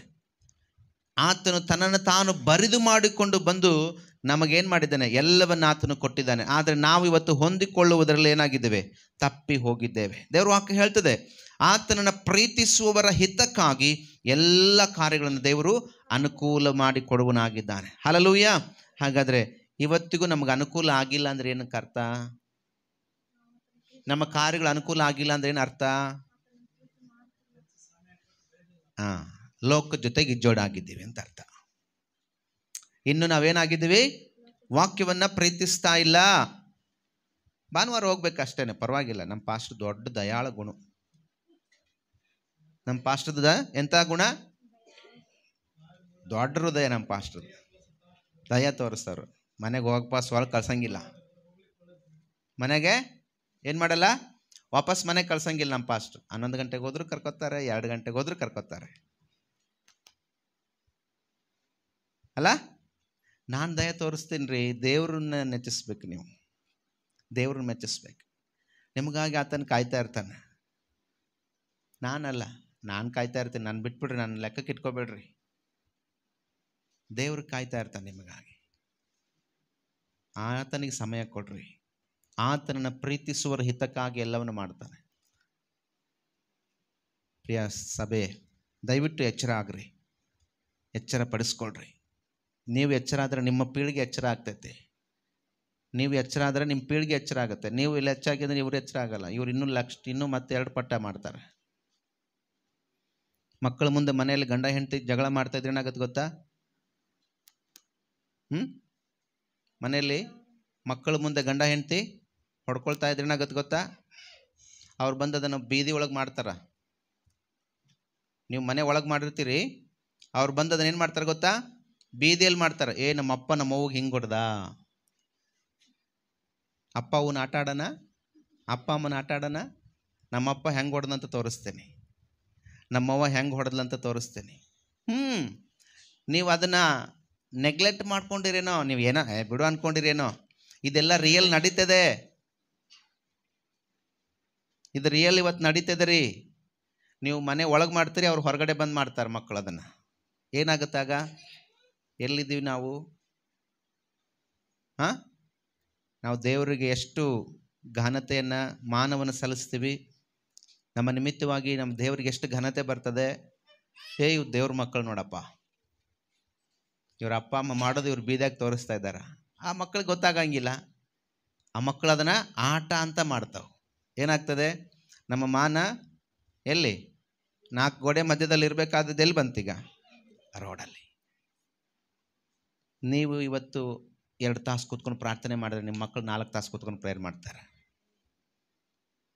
ನೀವು ಇವತ್ತು ಮನೇಲಿ ಜಗಳ ಮಾಡಿದರೆ ಅದನ್ನು ನೀವು ಮನೇಲಿ ಮಾಡಿದ್ದಾನೆ ಅವ್ರು ಬೀದಿಗೆ ತಗೊಂಬರ್ತಾರೆ. ಮಕ್ಕಳು ಎಲ್ಲಿ ನೋಡಿ ಕಲಿತಾರೆ? ನಮ್ಮ ನೋಡೇ ಕಲಿತಾರೆ. ನಾವೇನು ಮಾಡ್ತೀವಿ ಅದನ್ನೇ ಮಕ್ಕಳು ಕಲಿತಾರೆ. ಹಲ್ಲೆಲೂಯಾ. ಪ್ರಿಯ ದೇವ್ ಜನವೇ, ನಮ್ಮನ್ನು ನಾವು ಸರಿಪಡಿಸ್ಕೊಳ್ಳೋಣ. ಇನ್ನೂ ಕಾಲ ಮಿಂಚಿಲ್ಲ. ಇನ್ನೂ ಕಾಲ ಏನಾಗಿಲ್ಲ? ಮಿಂಚಿಲ್ಲ. ಸರಿಪಡಿಸ್ಕೊಳ್ಳೋಣ. ಆತನನ್ನು ಪ್ರೀತಿಸುವರ ಹಿತಕ್ಕಾಗಿ ಆತನ ಎಲ್ಲವನ್ನು ಮಾಡ್ತಾನೆ. ಸುಮ್ಮನೆ ನಾವು ಬರ್ತೀನಿ, ಯಾವಾಗ ಬರ್ತೀನಿ, ಯಾವಾಗ ಹೋಗ್ತೀನಿ. ದೇವರು ಅದನ್ನೆಲ್ಲ ಸಹಿಸ್ಕೊಳ್ಳೋಂಗಿಲ್ಲ, ಅದನ್ನೆಲ್ಲ ದೇವರು ಕಾರ್ಯರೂಪಕ್ಕೆ ತರುವುದೂ ಇಲ್ಲ. ಹಾಗಾದರೆ ಮುಂದೆ ನಾವು ವಾಕ್ಯವನ್ನು ನೋಡುವಾಗ ಎಫೆಸದವರಿಗೆ ಬರೆದ ಪತ್ರಿಕೆಯಲ್ಲಿ 4ನೇ ಅಧ್ಯಾಯ 1ನೇ ವಾಕ್ಯ. ನೀವು ದೇವರಿಂದ ಕರೆಯಲ್ಪಟ್ಟವರಾದ ಕಾರಣ ಯೋಗ್ಯರಾಗಿ ನಡೆದುಕೊಳ್ಳಬೇಕು. ಹೆಂಗೆ ನಡ್ಕೊಳ್ಬೇಕಂತೆ? ಯೋಗ್ಯರಾಗಿ ನಡ್ಕೊಳ್ಬೇಕಂತೆ. ಹಲ್ಲೆಲೂಯ. 2ನೇ ಸಂಗತಿ, ಇನ್ನೊಂದು ವಾಕ್ಯ 2 ತಿಮೋತಿ ಬರೆದ ಪತ್ರಿಕೆ 1ನೇ ಅಧ್ಯಾಯ 9ನೇ ವಾಕ್ಯ. 2 ತಿಮೋತಿ 1st chapter 1:9. ಆತನು ನಮ್ಮಲ್ಲಿ ಸುಕೃತ್ಯಗಳನ್ನು ನೋಡಿದ್ದರಿಂದಲ್ಲ ತನ್ನ ಸಂಕಲ್ಪವನ್ನು ಅನುಸರಿಸಿ ಕೃಪೆಯಿಂದಲೇ ನಮ್ಮನ್ನು ರಕ್ಷಿಸಿ ಪರಿಶುದ್ಧರಾಗುವುದಕ್ಕೆ ಕರೆದನು. ಹಲ್ಲೆಲೂಯ. ಎದಕ್ಕೆ ಕರೆದನಂತೆ ನಿಮ್ಮನ್ನ ದೇವರು? ಎದಕ್ಕೆ ಕರೆದನಂತೆ? ನೀವು ಪರಿಶುದ್ಧರಾಗಿರ್ಬೇಕಂತೇಳಿ ಕರೆದಿದ್ದಾನೆ. ತಿರುಗಿ ಅಪವಿತ್ರತೆಯಲ್ಲಿ ಜೀವಿಸ್ಬೇಕಂತೇಳಿ ದೇವ್ರು ಕರೆದಿಲ್ಲ. ತಿರುಗಿ ಅನ್ಯಾಯಗಾರರಾಗಿರ್ಬೇಕಂತೇಳಿ ದೇವ್ರು ಕರೆದಿಲ್ಲ. ತಿರುಗಿ ಇನ್ನೂ ಸಮಯ ಪ್ರಜ್ಞೆ ಇಲ್ಲದ ಥರ ಜೀವಿಸುವುದಕ್ಕೆ ದೇವ್ರು ನಮ್ಮನ್ನು ಕರೆದಿಲ್ಲ. ಅದು ಮೊದಲಿತ್ತು. ಅದೆಲ್ಲ ನಮಗೇನಾಗಿತ್ತು? ಮೊದಲಿತ್ತು. ಯಾವುದು? ಸಮಯ ಪ್ರಜ್ಞೆ ಇಲ್ಲದೆ ಇರುವುದು. ಯಾವಾಗ? ಪ್ರಾರಂಭ ಅಂದರೆ ಯಾವಾಗ? ಈಗ ತಾನೇ ಯೇಸು ಸ್ವಾಮಿ ನಂಬಿದಾರಪ್ಪ, ಇವಾಗಲೇ ಖಡಕ್ಕಾಗಿ ಬೈದ್ಬಿಟ್ರೆ ಇವರು ಏನು ಮಾಡ್ತಾರೆ? ಬೇಸರ ಮಾಡಿಕೊಂಡು ಬಿಟ್ಟು ಬಿಡೋದೇನೋ ಅಂದ್ಕೊಂಡು ಏನು ಮಾಡ್ತಿದ್ರು ನಿಮ್ಮ ಪಾಸ್ಟ್ರು? ಇವಾಗ ಪರವಾಗಿಲ್ಲ, ಈ ವಾರ ತಿದ್ಕೊತಾರೆ, ಈ ವಾರ ತಿದ್ಕೊತಾರೆ, ಈ ವರ್ಷ ತಿದ್ಕೊತಾರೆ, ಈ ವರ್ಷ ತಿದ್ಕೊತಾರೆ. ಈಗ ಎಷ್ಟು ವರ್ಷ ಆಯಿತು? ಇನ್ನೂ ತಿದ್ಕೊಳ್ಳೋದ್ರಲ್ಲಿದ್ದರೆ ಇನ್ನು ಯಾವಾಗ ಕರೀದ್ ನೀವು ನಿಲ್ತೀರಾ? ಪ್ರಾರಂಭ ಏನೋ ಓಕೆ ಅಪ್ಪ ಅಲ್ವಾ? ಪ್ರಾರಂಭ ಏನೋ ಓಕೆ, ಏನು ಪರವಾಗಿಲ್ಲ, ಇವಾಗ ಬರ್ತಾ ಇದ್ದಾರೆ ಅವ್ರು ಚರ್ಚಿಗೆ, ಇವಾಗ ಬೈದ್ಬಿಟ್ರೆ ಏನು ಬೇಸರ ಮಾಡ್ಕೊಳ್ತಾರೇನೋ, ಖಡಕ್ಕಾಗಿ ಹೇಳಿಬಿಟ್ರೆ ಬೇಸರ ಮಾಡ್ಕೊಳ್ತಾರೇನೋ, ಇವತ್ತೊಂದಿನ ಟೈಮ್ ಕೊಡೋಣ, ಈ ವಾರ ಓಕೆ ಬಿಡೋಣ, ಈ ತಿಂಗಳ ಬಿಡೋಣ, ಈ ವರ್ಷ ಬಿಡೋಣ. ಇನ್ನು ಎಷ್ಟು ವರ್ಷಗಳು? ದೇವರು ಪರಿಶುದ್ಧರಾಗುವುದಕ್ಕೆ ನಿಮ್ಮನ್ನು ಕರೆದಿದ್ದಾನೆ. ನೀವು ಪರಿಶುದ್ಧರಾಗಿ ನಿಂತು ಆತನಿಗಾಗಿ ಬೆಂಕಿಯಂತೆ ಉರಿಯುವುದಕ್ಕಾಗಿ ದೇವರು ಕರೆದಿದ್ದಾನೆ. ಇನ್ನು ಹಂಗೆ ಇನ್ನೂ ಹಳೆ ಸ್ವಭಾವಗಳೇ, ಇನ್ನೂ ಅದೇ ಬೈಗುಳ, ಇನ್ನೂ ಅದೇ ಅಪವಿತ್ರತೆ, ಇನ್ನೂ ಅದೇ. ಹೆಂಗೆ ದೇವ್ರು ಹೆಂಗೆ ಸಹಿಸ್ಕೋತಾನ್ರಿ? ವಾಕ್ಯ ಹೇಳ್ತಿದ್ದೆ ನೋಡಿ, ಆತನು ನಮ್ಮಲ್ಲಿ ಸುಕೃತ್ಯಗಳನ್ನು ನೋಡಿದ್ದರಿಂದಲ್ಲ. ಯಾವುದರಿಂದಲ್ಲ? ನಿಮ್ಮೊಳಗಿರುವಂಥ ಒಳ್ಳೆತನದಿಂದ ಅಲ್ಲ, ನಿಮ್ಮೊಳಗಿರುವಂಥ ಸುಕೃತ್ಯಗಳಲ್ಲ. ಯಾವುದರಿಂದ? ಸಂಕಲ್ಪವನ್ನು ಅನುಸರಿಸಿ. ಆತನ ಸಂಕಲ್ಪ ಏನು? ನೀನು ನಾಶ ಆಗಬಾರ್ದು. ಆತನ ಉದ್ದೇಶ ನೀನು ನರಕಕ್ಕೆ ಹೋಗಬಾರ್ದು, ನಿನ್ನ ಸಂತಾನ ನರಕಕ್ಕೆ ಹೋಗಬಾರ್ದು, ನಿನ್ನ ಕುಟುಂಬದವರು ನರಕಕ್ಕೆ ಹೋಗಬಾರ್ದು. ಆತನ ಸಂಕಲ್ಪ ಅದು. ನಾವೇ ಮತ್ತೆ ಪರಿಶುದ್ಧರಾಗಿ ನಡೆದಿಲ್ಲ ಅಂದರೆ, ನಾವೇ ನೀತಿವಂತರಾಗಿ ನಡೆದಿಲ್ಲ ಅಂದರೆ, ನಾವೇ ಅಯೋಗ್ಯರಾಗಿ ನಡೆದ್ರೆ ನಮ್ಮ ಹಿಂದೆ ಬರೋರು ಏನಾಗ್ತಾರೆ? ನಮ್ಮ ಹಿಂದೆ ಬರೋರು ಮತ್ತೆ ದೇವರ ಸಂಕಲ್ಪ ನಿನ್ನಲ್ಲಿ ನೆರವೇರ್ಬೇಕಾ, ನೆರವೇರ್ಬಾರ್ದಾ? ದೇವರ ಸಂಕಲ್ಪ ನಮ್ಮ ಲೈಫಲ್ಲಿ ನೆರವೇರ್ಬೇಕಾ, ನೆರವೇರ್ಬಾರ್ದಾ? ನೆರವೇರ್ಬೇಕು. ಸಂಕಲ್ಪವನ್ನು ದೇವ್ರು ನೆರವೇರಿಸಿದ್ದಾನೆ, ನಾವು ನಡೆಯುವರಾಗಿರ್ಬೇಕೀಗ. ಹಲ್ಲೆಲೂಯ. ಆತನ ಸಂಕಲ್ಪ ನಮ್ಮಲ್ಲಿ ನೆರವೇರಿದೆ, ಅದಕ್ಕಾಗಿ ನಾವು ಇಲ್ಲಿ ಕುತ್ಕೊಂಡಿದ್ದೀವಿ. ಆದರೆ ನಾವು ತಿರುಗಿ ಆ ಭಾವಕ್ಕೆ ಹೋಗಬಾರ್ದಂತ ದೇವ್ರ ವಾಕ್ಯ ಹೇಳ್ತದೆ. ತಿರುಗಿ ನಾವು ಆ ಭಾವಕ್ಕೆ ಜಾರಿ ಹೋಗಬಾರ್ದು. ನಿಮಗೂ ಲೋಕಕ್ಕೂ ಇಜ್ಜೋಡು ಏನು ಅಂತ ವಾಕ್ಯ ಹೇಳ್ತದೆ ಅಲ್ವಾ? ಬೇರ್ಪಟ್ಟಿದ್ದೀರಿ, ನೀವು ಬೇರ್ಪಟ್ಟಿದ್ದೀರಿ. ಮತ್ತೇನು ಇಜ್ಜೋಡು? ನಿಮಗೆ ಬೇರ್ಪಟ್ಟಿದ್ದೀರಿ ಪರಿಶುದ್ಧರಾಗುವುದಕ್ಕೆ. ಮತ್ತೆ ನೋಡುವಾಗ ಗಲಾತ್ಯದವರಿಗೆ ಬರೆದ ಪತ್ರಿಕೆ 1ನೇ ಅಧ್ಯಾಯ 15ನೇ ವಾಕ್ಯ. ಆದರೆ ನಾನು ತಾಯಿಯ ಗರ್ಭದಲ್ಲಿದ್ದಾಗಲೇ ನನ್ನನ್ನು ಪ್ರತ್ಯೇಕಿಸಿ ತನ್ನ ಕೃಪೆಯಿಂದ ಕರೆದ ದೇವರು ತನ್ನ ಮಗನನ್ನು ನಾನು ಅನ್ಯ ಜನರಲ್ಲಿ ಪ್ರಸಿದ್ಧಿಪಡಿಸುವವನಾಗಬೇಕೆಂದು ಆತನನ್ನು ನನ್ನೊಳಗೆ ಪ್ರಕಟಿಸುವುದಕ್ಕೆ ಇಚ್ಛಿಸಿದಾಗಲೇ ನಾನು ಮನುಷ್ಯರ ಆಲೋಚನೆಯನ್ನು ವಿಚಾರಿಸದೆ ನನಗಿಂತ ಮುಂಚೆ ಹ್ಮ್ ಅಪೋಸ್ತಲರಾಗಿದ್ದವರ ಬಳಿಗೂ ಹೋಗದೆ ಹ್ಮ್ ಅರಬ ಸ್ಥಾನಕ್ಕೆ ಹೋಗಿ ಹ್ಮ್ ತಿರುಗಿ ದಮಸ್ಕಕ್ಕೆ ಬಂದೆನು. ಆಮೇನ್, ಹಲ್ಲೆಲೂಯಾ. ನೋಡಿ ಇಲ್ಲಿ ಏನ್ ಹೇಳ್ತಾನೆ, ನಾನು ತಾಯಿಯ ಗರ್ಭದಲ್ಲಿದ್ದಾಗಲೇ ನನ್ನ ಪ್ರತ್ಯೇಕಿಸಿ. ಎಲ್ಲಿದ್ದಾಗ? ಇಲ್ಲಿ ಕುಳಿತವರೆಲ್ಲ ಎಲ್ಲಿದ್ದಾಗ? ತಾಯಿ ಗರ್ಭದಲ್ಲಿದ್ದಾಗಲೇ ಏನ್ ಮಾಡಿದಾನ? ದೇವರಮ್ಮನ ಪ್ರತ್ಯೇಕಿಸಿದಾನ. ಏನಂತ? ನನ್ನ ಮಗಳು, ನನ್ನ ಮಗ, ನಾನು ಆರಿಸಿಕೊಂಡವನು, ನಾನು ಇವ್ರನ್ನ ಆರಿಸಿಕೊಂಡಿದ್ದೇನೆ, ನಾನು ಇವ್ರನ್ನ ಕರೆದಿದ್ದೇನೆ, ನಾನು ಇವ್ರನ್ನ ಪ್ರತ್ಯೇಕಿಸಿದ್ದೇನೆ, ನಾನು ಇವ್ರ ಮೇಲೆ ನನ್ನ ಸಂಕಲ್ಪವನ್ನು ಇಟ್ಟಿದ್ದೇನೆ, ನಾನು ಇವ್ರ ಮೇಲೆ ಉದ್ದೇಶವನ್ನು ಇಟ್ಟಿದ್ದೇನೆ. ತಾಯಿ ಗರ್ಭದಲ್ಲಿ ನಾವು ಇದ್ದಾಗಲೇ ದೇವರು ಅದನ್ನು ನಮಗೇನು ಮಾಡಿದ್ದಾನಂತೆ? ಪ್ರತ್ಯೇಕಿಸಿ ನನ್ನನ್ನು ತನ್ನ ಕೃಪೆಯಿಂದ ಕರೆದನು. ತನ್ನ ಕೃಪೆಯಿಂದ ನಮ್ಮನ್ನು ಕರೆದಿದ್ದಾನೆ. ಹಾಗಾದರೆ ಪ್ರಿಯ ದೇವ ಜನವೇ, ಆತನ ಒಂದು ಸಂಕಲ್ಪವನ್ನು ನಾವು ನೆರವೇರಿಸಿ ಆತನ ಕೃಪೆಗೆ ಏನು ಮಾಡ್ಬೇಕು? ನಾವು ಆತುಕೊಂಡು ಲೋಕದಲ್ಲಿ ನಾವು ಜೀವಿಸುವರಾಗಬೇಕಾಗಿದೆ. ಇವತ್ತು ಅನೇಕರು ಏನು ಮಾಡ್ತಾ ಇದ್ದೀವಿ? ಆತನ ಪ್ರತ್ಯೇಕಿಸಿದ್ದನ್ನು ನಾವು ನೋಡ್ತಾ ಇಲ್ಲ. ಆತನ ಪ್ರತ್ಯೇಕಿಸಿದ್ದನ್ನು ನಾವು ದೃಷ್ಟಿಸ್ತಾ ಇಲ್ಲ. ನಮಗೆ ತಿಳಿದ ಹಾಗೆ, ನಮಗೆ ಅನುಕೂಲ ಆಗುವ ಹಾಗೆ, ನಮಗೆ ಹೆಂಗೆ ಅನಿಸುತ್ತೋ ಹಾಗೆ ಇವತ್ತು ನಾವು ಜೀವಿಸ್ತಾ ಇದ್ದೇವೆ. ಅದಕ್ಕಾಗಿ ದೇವರು ನಿನ್ನನ್ನು ಕರೆದಿಲ್ಲ. ನಿನ್ನನ್ನು ಆತನು ತಾಯಿ ಗರ್ಭದಲ್ಲಿ ಇದ್ದಾಗಲೇ ಪ್ರತ್ಯೇಕಿಸಿ ನಿನ್ನನ್ನು ಕರೆದಿದ್ದಾನೆ. ಹಲ್ಲೆಲೂಯಾ.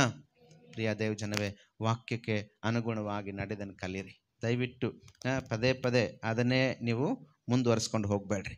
ಓಕೆ, ಮುಂದೆ ನೋಡುವಾಗ ಎಫೆಸದವರಿಗೆ ಬರೆದ ಪತ್ರಿಕೆ 4ನೇ ಅಧ್ಯಾಯ 1ನೇ ವಾಕ್ಯ. ನೀವು ದೇವರಿಂದ ಕರೆಯಲ್ಪಟ್ಟವರಾದ ಕಾರಣ ಯೋಗ್ಯರಾಗಿ ನಡೆದುಕೊಳ್ಳಬೇಕೆಂದು ಕರ್ತನ ಸೇವೆಯಲ್ಲಿ, ಓಕೆ, ಯೋಗ್ಯರಾಗಿ ನಡೆದುಕೊಳ್ಳಬೇಕೆಂದು. ಯಾವುದರಿಂದ? ಹೇಗೆ? ಯೋಗ್ಯರಾಗಿ ನಡೆದುಕೊಳ್ಳಬೇಕೆಂದು. ನೋಡಿ, ಈ ಯೋಗ್ಯರಾಗಿ ನಡೆದುಕೊಳ್ಳಬೇಕೆಂಬುದಾಗಿ ಹೇಳುವಾಗ ದೇವರ ವಾಕ್ಯದಲ್ಲಿ ನೋಡ್ತೇವೆ. ಯಾವುದು ಯೋಗ್ಯತೆ? ಯೋಗ್ಯತೆ ಅಂದರೆ ಹೆಂಗಪ್ಪ? ಯೋಗ್ಯತೆ ಅಂದರೆ ಯಾವ ರೀತಿಯಲ್ಲಿ? ನೋಡ್ರಿ, ಕೊಲೊಸ್ಸದವರಿಗೆ ಬರೆದ ಪತ್ರಿಕೆಯಲ್ಲಿ ವಾಕ್ಯ ಹೇಳ್ತದೆ. ಕೊಲೊಸ್ಸದವರಿಗೆ ಬರೆದ ಪತ್ರಿಕೆ 1ನೇ ಅಧ್ಯಾಯ ಅದರ 10ನೇ ವಾಕ್ಯ. ಕರ್ತನ ಚಿತ್ತದ ವಿಷಯವಾದ ತಿಳುವಳಿಕೆ. ಏನಂತೆ? ಕರ್ತನ ಚಿತ್ತದ ವಿಷಯವಾದ ತಿಳುವಳಿಕೆ. ಯೋಗ್ಯರಾಗಿ ನಡ್ಕೊಳ್ಳುವುದು. ಯಾವ ರೀತಿ ಅಂತೆ? ಯೋಗ್ಯರಾಗಿ. ನಾವು ದೇವರು ಯೋಗ್ಯ ಸ್ಥಿತಿಯಲ್ಲಿ ನಾವು ಇರಬೇಕಂತ ಹೇಳಿ ದೇವರು ನಮ್ಮನ್ನು ಕರೆದಿದ್ದಾನೆ. ನಾವು ಯೋಗ್ಯರಾಗಿ ನಡ್ಕೊಳ್ಬೇಕಂತೇಳಿ. ಯಾವ್ಯಾವ ವಿಷಯದಲ್ಲಿ ಯೋಗ್ಯರಾಗಿ ನಡ್ಕೊಳ್ಬೇಕು? ನಮ್ಮ ಲೈಫ್ನಲ್ಲಿ ಯಾವುದಕ್ಕೆ ನಾವು ಮಾನ್ಯತೆಯನ್ನು ಕೊಡಬೇಕು? ಇವತ್ತು ಒಂದು ನಿಮ್ಮನ್ನು MLA, ಒಂದು ಉದಾಹರಣೆಗೆ, ಇವತ್ತು ನಿಮ್ಮ ಊರಿನ MLA ನಿಮ್ಮನ್ನು ಮನೆಗೆ ಊಟಕ್ಕೆ ಕರೆದಿದ್ದಾನೆ ಅಂದ್ಕೊಳ್ರಿ.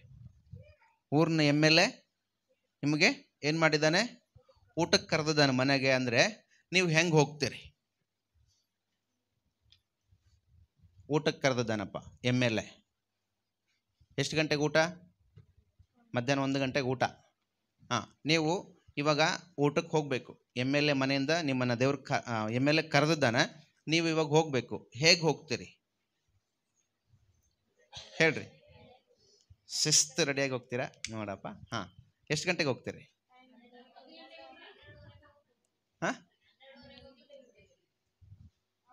ಎಷ್ಟು ಗಂಟೆಗೆ ಹೋಗ್ತೀರಿ?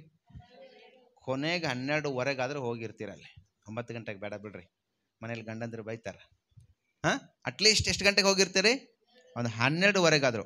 1 ಗಂಟೆಗೆ ಕರೆದಿದ್ದಾರಪ್ಪ, ಅಟ್ಲೀಸ್ಟ್ 12:15 ಹೋಗೋಣ. ಅಂದ್ರೇನು? ಮೊದಲನೇ ಪಂಕ್ತಿಯಲ್ಲಿ ಕುಂತ್ರನೇ ಎಲ್ಲ ಸಿಗೋದು. ಹೌದಾ ಇಲ್ವಾ? ಸುಳ್ಳು ಹೇಳ್ತಾ ಇದ್ದೀನಿ ನಾನೇನಾದ್ರು? ಸುಳ್ಳು ಹೇಳ್ತಾ ಇದ್ದೀನ? MLA ಮನೆಗೆ ಏನು ಸುಮ್ಮನೆ ಜನ ಬರೋದು? ಊರೇ ಬರ್ತದೆ. ಮೊದಲನೇ ಪಂಕ್ತಿಯಲ್ಲಿ ಕುಂತ್ರನೇ MLA ಮಾಡಿರೋದೆಲ್ಲ ಒಂದು ಐಟಮ್ಸು ಕೂಡ ಮಿಸ್ ಆಗದೆ ಊಟ ಮಾಡ್ಬೋದು. ಲೇಟಾಗಿ ಹೋದ್ರೆ ಏನಾಗುತ್ತೆ? ಎಲ್ಲ ಮಿಸ್ ಆಗಿಬಿಡ್ತಾವೆ. ಅದಕ್ಕೆ ಏನು ಮಾಡೋಣ? ಮೊದಲೇ ನಾವು ಹೋಗಿ ಕೂತ್ಕೊಳ್ಳೋಣ ಅಂತೀರಾ ಇಲ್ವಾ? ಮಾಡ್ತೀರಾ ಇಲ್ವಾ? ಯೋಚಿಸ್ತೀರಾ ಇಲ್ವಾ? ಹೆಂಗೆ ಹೋಗಿರ್ತೀರಿ? ಹೆಂಗೆ ಬೇಕು ಹಂಗೆ ಬಟ್ಟೆ ಹಾಕ್ಕೊಂಡು ಹೋಗಿರ್ತೀರಾ? ಹೆಂಗೆ ಹೋಗಿರ್ತೀರಿ? ಎಲ್ಲ ಅಂದರೂ ಬಾಡಿಗೆಗಾರು ತರಿಸ್ಕೊಂಡು, ಚೌರಿ ಕೂದಲ ಕಡಿಮೆ ಐತಂದ್ರೆ ಚೌರಿ ತರಿಸ್ಕೊತೀರಿಲ್ವ ಬಾಡಿಗೆಗೆ? ಶೃಂಗಾರ ಮಾಡಿಕೊಂಡು ನೀಟಾಗಿ ರೆಡಿಯಾಗಿ ಬೈಕ್ ಇಲ್ಲಾಂದ್ರೆ ಪಾ ಕೊಡ ಇವತ್ತು ಎಮ್ ಮನೆಗೆ ಹೊಂಟೀನಿ ಮನೆಗೆ ಅಂತೇಳಿ ಬೈಕ್ ಮತ್ತೊಬ್ಬನಿಗೆ ಇಸ್ಕೊಂಡಾದರೂ, ಬೈಕ್ ಇದೆ ಮನೇಲಿ ಕಾರ್ ಹೋಗೋಣ ಅಂತ ಹೇಳಿದ್ರೆ ಇನ್ನೊಬ್ರು ಮನೆಯಿಂದ ಫ್ರೆಂಡ್ ಕಾರ್ ಇದ್ರೆ ಕಾರ್ ಇಸ್ಕೊಂಡು ಹೋಗ್ತೀರಾ ಇಲ್ವಾ? ಯಾಕೆ? ಕರೆದಿದ್ದಾನೆ. ಯೋಗ್ಯರಾಗಿರ್ಬೇಕಲ್ವ? ಅಲ್ಲಿ ಅಯೋಗ್ಯರಾಗಿ ಕಾಣಿಸ್ಕೊಳ್ಬಾರ್ದು. ನಾವು ಹರ್ಕಲ್ ಬಟ್ಟೆ ಹಾಕ್ಕೊಂಡು ಹೋಗೋಕ್ಕಾಗಲ್ಲ, ನಾವೇನೋ ಸೈಕಲಲ್ಲಿ ಹೋಗೋಕ್ಕಾಗಂಗಿಲ್ಲ, ನಾವು ನಡ್ಕೊಂಡು ಹೋಗೋಕ್ಕಾಗಂಗಿಲ್ಲ, ನಾವು 1 ಗಂಟೆಗೆ ಹೋಗೋದು 2 ಗಂಟೆಗೆ ಹೋದ್ರೆ ಊಟ ಸಿಗಂಗಿಲ್ಲ. ಒಬ್ಬ ಕರೆದ್ರೆ ಅಷ್ಟಿದ್ರೆ, ಪರಲೋಕದ ದೇವ್ರು ಕರೆದ್ರೆ, ಪರಲೋಕದ ದೇವ್ರು ಕರೆದ್ರೆ, ಪರಲೋಕದ ದೇವ್ರ ಹತ್ರ ಬರುವಾಗ, ಪರಲೋಕದ ದೇವ್ರ ಹತ್ರ ಬರುವಾಗ ಹೇಳ್ರಿ, ಇವಾಗ ಮಾತಾಡ್ರಿ, ನಿಮ್ಮನ್ನು ರಕ್ಷಿಸಿದ ತಂದೆ ಹತ್ರ ಬರ್ತೀರಿ ಅಂದರೆ, ನಿಮ್ಮನ್ನು ಪ್ರೀತಿಸಿ ಅನುದಿನ ನಿಮಗೆ ಎಲ್ಲವನ್ನ ಕೊಟ್ಟು, ನಿಮಗೆ ಆರೋಗ್ಯ ಇಲ್ಲದೆ ಇರುವಾಗ, ನಿಮಗೆ ಅನಾರೋಗ್ಯದ ಪರಿಸ್ಥಿತಿಯಲ್ಲಿದ್ದಾಗ, ನೀವು ಪಾಪದಲ್ಲಿ ಬಿದ್ದಾಗ, ನೀವು ಸಂಕಟದಲ್ಲಿದ್ದಾಗ ಹತ್ತಿರ ಇದ್ದು ಅವೆಲ್ಲವುಗಳನ್ನು ತಪ್ಪಿಸಿ ಓದುವುದಕ್ಕೆ ಜ್ಞಾನ ಕೊಟ್ಟು, ಆರೋಗ್ಯ ಕೊಟ್ಟು, ಸೌಂದರ್ಯ ಕೊಟ್ಟು, ಬಟ್ಟೆ ಕೊಟ್ಟು ಕರೆದು ದೇವರ ವಿಷಯದಲ್ಲಿ ಶಿಸ್ತಾಗಿ ರೆಡಿಯಾಗಿ ಬರ್ತೀರಾ? ಬೇರೆಯವ್ರ ಕಾರ್ ಆದ್ರೆ ಇಸ್ಕೊಂಡು ಬರ್ತೀರಾ ಚರ್ಚಿಗೆ? ಬೇರೆಯವ್ರ ಬೈಕ್ ಇಸ್ಕೊಂಡು ಬರ್ತೀರಾ ಚರ್ಚಿಗೆ? ಹೇಳ್ರಿ, ಒಳ್ಳೊಳ್ಳೆ ಬಟ್ಟೆ, ನಮಗೇನು ಕಡಿಮೆ ರೀ, ನಾವು ಯಾಕೆ ಬಡವ್ರು ಅಂತ ತೋರಿಸ್ಕೊಳ್ಬೇಕು, ನಮ್ಮ ದೇವರೆಲ್ಲ ಕೊಟ್ಟಿದ್ದಾನೆ, ಬರ್ತೀರಾ? ಜಾಮ್ ದುಮಾಗಿ ರೆಡಿಯಾಗಿ ಒಂದು 10 ನಿಮಿಷ ಮುಂಚೆ. ಯಾಕೆ? ಈ ಲೋಕದ ವಿಷಯದಲ್ಲಿ ಅಷ್ಟೆಲ್ಲ ಮಾಡೋರು ಪರಲೋಕದ ವಿಷಯದಲ್ಲಿ ಯಾಕೆ ನೀವು ಹಿಂಜರಿತೀರಿ? ಪರೀಕ್ಷಿಸ್ಕೊಳ್ರಿ. ನಾವೇನಾಗಬೇಕು? ಈ ಲೋಕದ ವಿಷಯಕ್ಕಿಂತಲೂ ಪರಲೋಕದ ವಿಷಯದಲ್ಲಿ ಇನ್ನೂ ಹೆಚ್ಚಿಗೆ ಪಡಬೇಕ್ರಿ, ಹೆಚ್ಚಳ ಪಡಬೇಕ್ರಿ. ಹಲ್ಲೆಲೂಯಾ. ನಾವು ಪರಲೋಕದ ವಿಷಯದಲ್ಲಿ ಏನು ಮಾಡಬೇಕು? ನಾವು ಇನ್ನೂ ಹೆಚ್ಚಾಗಿ ಮಾಡಬೇಕು. ಇದು ನಶಿಸಿ ಹೋಗ್ತದೆ. ನೀವು ತಿನ್ನೋ ಆಹಾರ 3 ಅವರ್ 4 ಅವರ್ ಹೋಗ್ಬಿಡ್ತದೆ. ಯಾವುದು ನಿಲ್ಲಲ್ಲ, ಕಟ್ಟೆ ಕಟ್ಕೊಂಡು ಹೊಟ್ಟೆಯಲ್ಲಿ ಯಾವುದೋ ನಿಲ್ಲುತ್ತಾ? ಏನು ತಿಂದರೂ ಹೋಗುತ್ತದು. ಆದರೆ ಕೊಟ್ಟಿರುವ ರಕ್ಷಣೆ ಬಿಟ್ಟು ಹೋಗ್ತದ? ಕೊಟ್ಟಿರುವ ರಕ್ಷಣೆ ಬಿಟ್ಟು ಹೋಗ್ತದ? ನಿಮಗೆ ಕೊಟ್ಟಿರುವ ಮಹಿಮಾ ಶರೀರ ಬಿಟ್ಟು ಹೋಗ್ತದ? ನಿಮಗೆ ಕೊಟ್ಟಿರುವ ಉಸಿರು ಬಿಟ್ಟು ಹೋಗ್ತದ? ಶಾಶ್ವತವಾಗಿ ನಿಮ್ಮ ಜೊತೆಲಿ ಇರ್ತದೆ. ಶಾಶ್ವತವಾಗಿ. ಹಲ್ಲೆಲೂಯಾ. ಶಾಶ್ವತವಾಗಿ ನಮ್ಮ ಜೊತೆಲಿರುವುದರ ಬಗ್ಗೆ ನಾವೆಷ್ಟು ನಿಷ್ಕಾಳಜಿ ವಹಿಸ್ತಾ ಇದ್ದೀವಿ ಇವತ್ತು? ನಾವೆಷ್ಟು ಯೋಗ್ಯರಾಗಿ ನಡ್ಕೊಳ್ತೀವಿ ಆ ವಿಷಯದಲ್ಲಿ? ಭಾಳ ಬೇಸರ ಆಗ್ತದೆ. ಎಷ್ಟು ಅಯೋಗ್ಯರಾಗಿ ನಡ್ಕೊಳ್ತಾ ಇದ್ದೀವಲ್ವ ಇವತ್ತು? ಯಾಕೆ ಇನ್ನೂ ನಾವು ಯಾಕೆ ಆ ಒಂದು ಹಂತಕ್ಕೆ ಬರ್ತಾ ಇಲ್ಲ? ನನಗೆ ಭಾಳ ಬೇಸರ ಆಗ್ತದೆ ಕೆಲವು ಸಾರಿ ಅದನ್ನೆಲ್ಲ ನಾವು ಯೋಚಿಸುವಾಗ.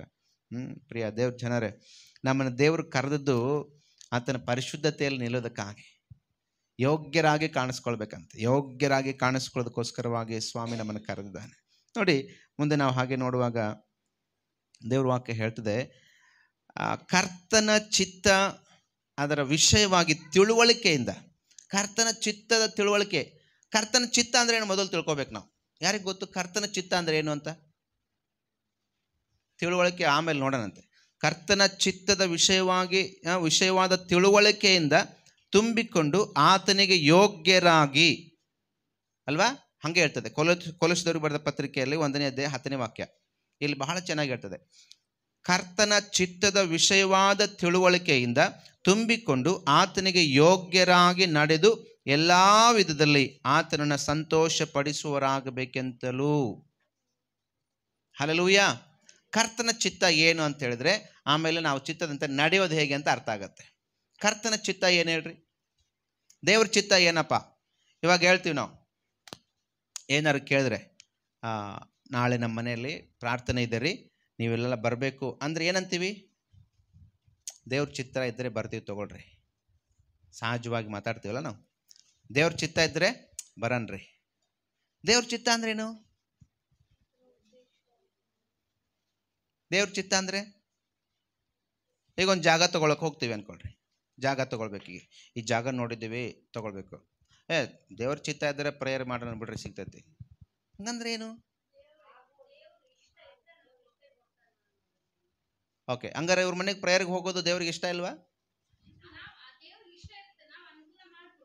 ಅದೇ ಹೇಳ್ತಾ ಇರೋದು. ದೇವ್ರ ಚಿತ್ತ ಅಂದ್ರೆ ಏನಂತ ನಾನು ಕೇಳ್ತಾ ಇದ್ದೀನಿ ಈಗ. ಇವ್ರು ನಿಮ್ಮ ಮನೆಗೆ ಪ್ರೇಯರ್ ಕರೆದಾರಪ್ಪ, ನೀವೇನು ಹೇಳ್ತೀರಿ? ದೇವ್ರ ಚಿತ್ರ ಇದ್ರೆ ಬರೋಣ. ದೇವ್ರ ಚಿತ್ತ ಇಲ್ವಾ ನೀವು ಅಲ್ಲಿ ಪ್ರೇಯರ್ಗೆ ಹೋಗೋದು? ಮತ್ತೆ ಹಂಗಂದ್ರೆ ದೇವ್ರ ಚಿತ್ತ ಅಂದ್ರೆ ಹೆಂಗೆ?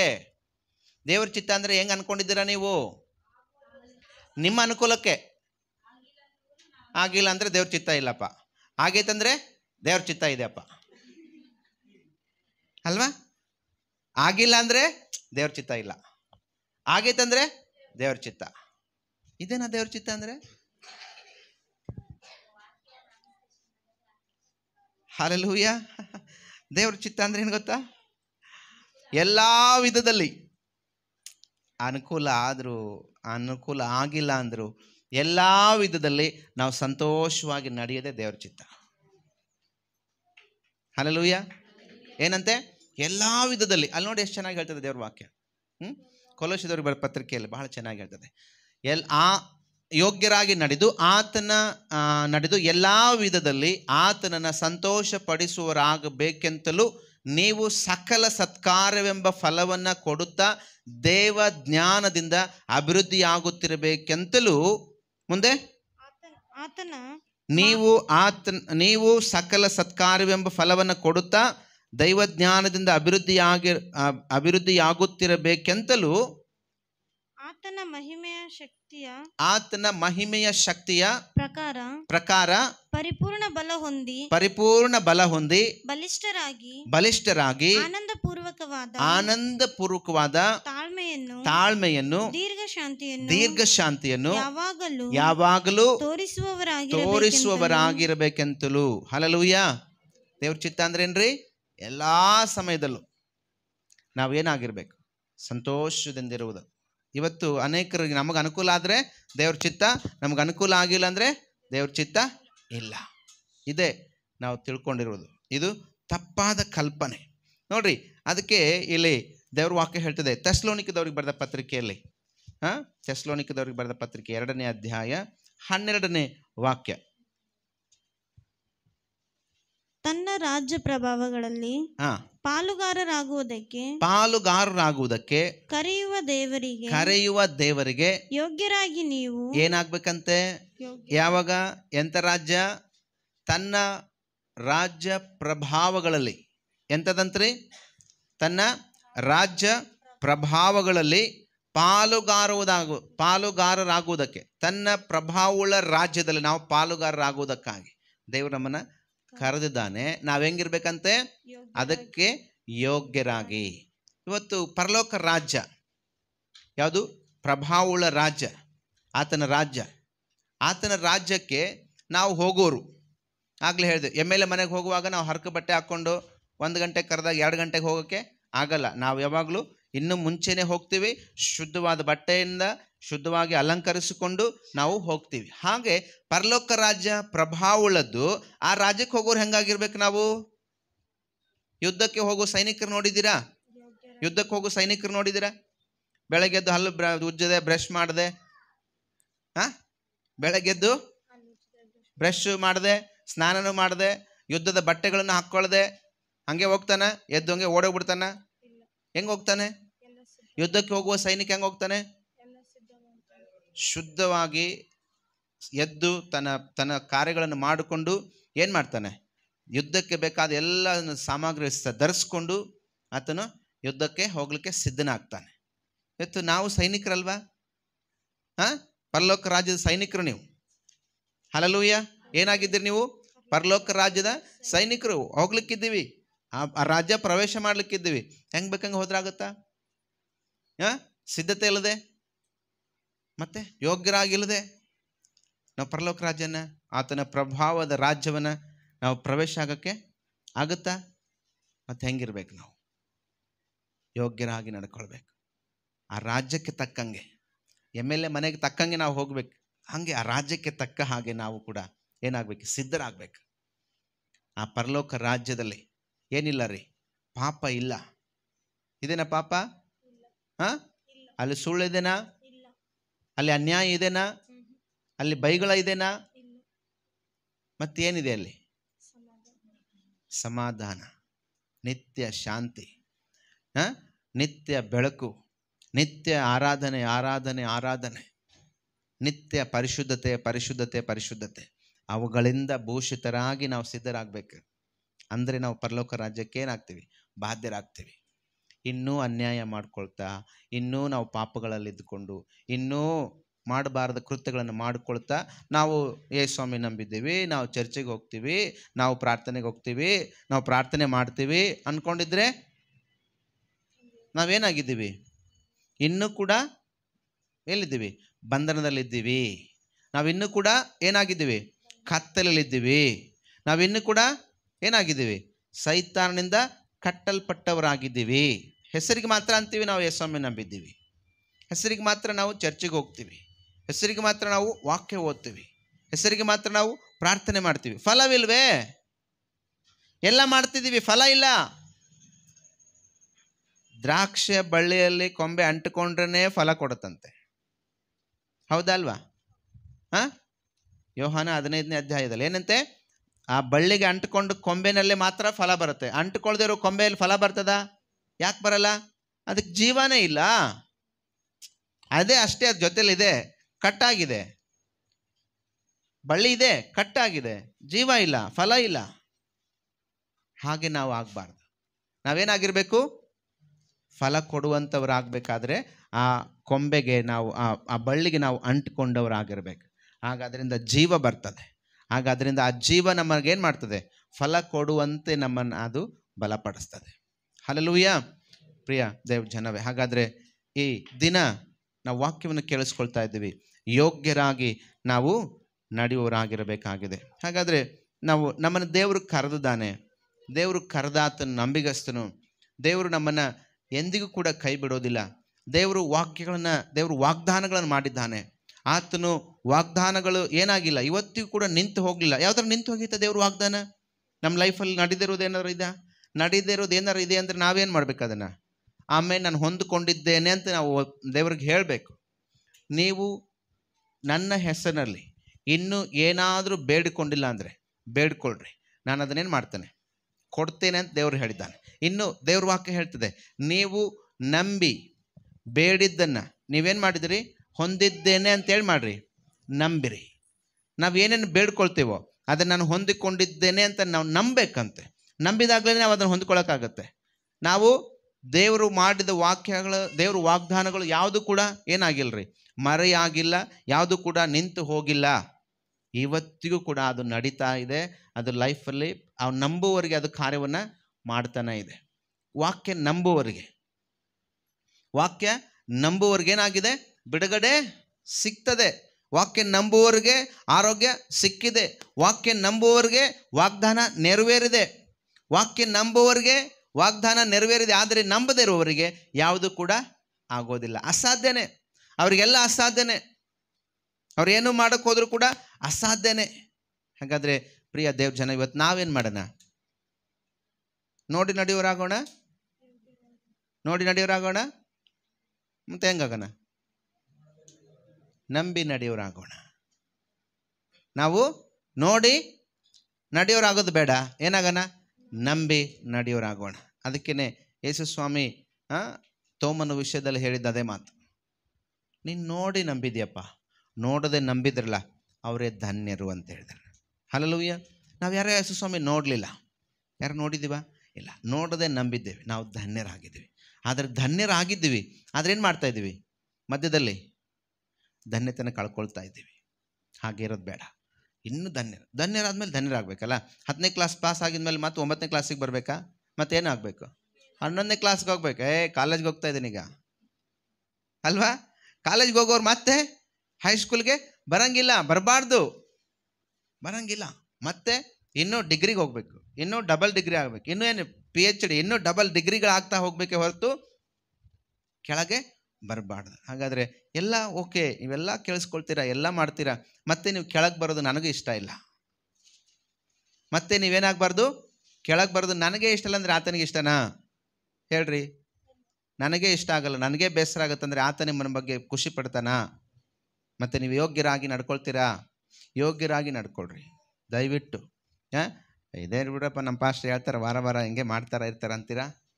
ದಯವಿಟ್ಟು ಆಗ ಬಿಟ್ಬಿಡ್ರಿ, ಅದನ್ನು, ಆ ಸ್ವಭಾವ ಬಿಟ್ಬಿಡ್ರಿ. ಬೇಡ, ನಾವು ಯೋಗ್ಯರಾಗಿ ನಡ್ಕೊಳ್ಳೋಣ. ಇವತ್ತು ನಾನು ಬದಲಾದರೆ ನನ್ನ ಕುಟುಂಬ ಬದಲಾಗುತ್ತೆ. ನೀವು ಅದನ್ನು ಮಾಡಿ ನೋಡ್ರಿ. ನೀನು ಫಸ್ಟ್ ಮನೆಯಲ್ಲಿ ಕುಡುಕ ಗಂಡ ಇದ್ದರೆ, ಚರ್ಚಿಗೆ ಬಂದಿಲ್ಲ ಅಂದರೆ ಏನು ಮಾಡಬೇಕು ಗೊತ್ತಾ? ನೀವು ಆತನ ಜೊತೆಲಿ ಹೊಡೆದು ಯುದ್ಧ ಮಾಡೋದಲ್ಲ. ಏನು ಮಾಡಬೇಕು? ದೇವರು ನಿಮಗೆ ತೋರಿಸಿರುವ ಪ್ರೀತಿಯನ್ನು ಆತನಿಗೆ ತೋರಿಸಿ ನೀವು ವಾಕ್ಯದಂತೆ ಮನೇಲಿ ನಡ್ಕೊಳ್ಬೇಕು, ಸಭೆಯಲ್ಲ. ಮನೆಯಲ್ಲಿ ನೀವು ನಡ್ಕೊಳ್ಳುವಾಗ ಏನಾಗುತ್ತೆ ಗೊತ್ತಾ? ನಿಮ್ಮ ನಡೆ ಆತನನ್ನು ಬದಲಾಯಿಸ್ತದೆ. ಹಲ್ಲೆಲೂಯಾ. ನಿಮ್ಮ ನಡೆ ಆತನನ್ನು ಬದಲಾಯಿಸ್ತದೆ.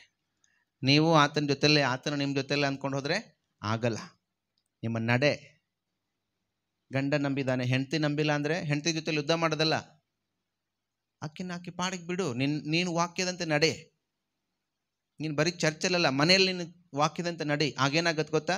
ನಿನ್ನ ಹೆಂಡತಿ ಬದಲಾಗ್ತಾಳೆ. ಉದಾಹರಣೆಗೆ ನಮ್ಮ ಸಭೆಯಲ್ಲಿ ಅನೇಕರು ಇದ್ದಾರೆ. ಈಗ ದೇವಣ್ಣನ ಇದ್ದಾನೆ. ವಿಜ್ಜಮ್ಮ ದೇವ್ರು ನಂಬಿದ್ದಿಲ್ಲ, ದೇವಣ್ಣ ಒಬ್ಬನೇ ನಂಬಿದ್ದ.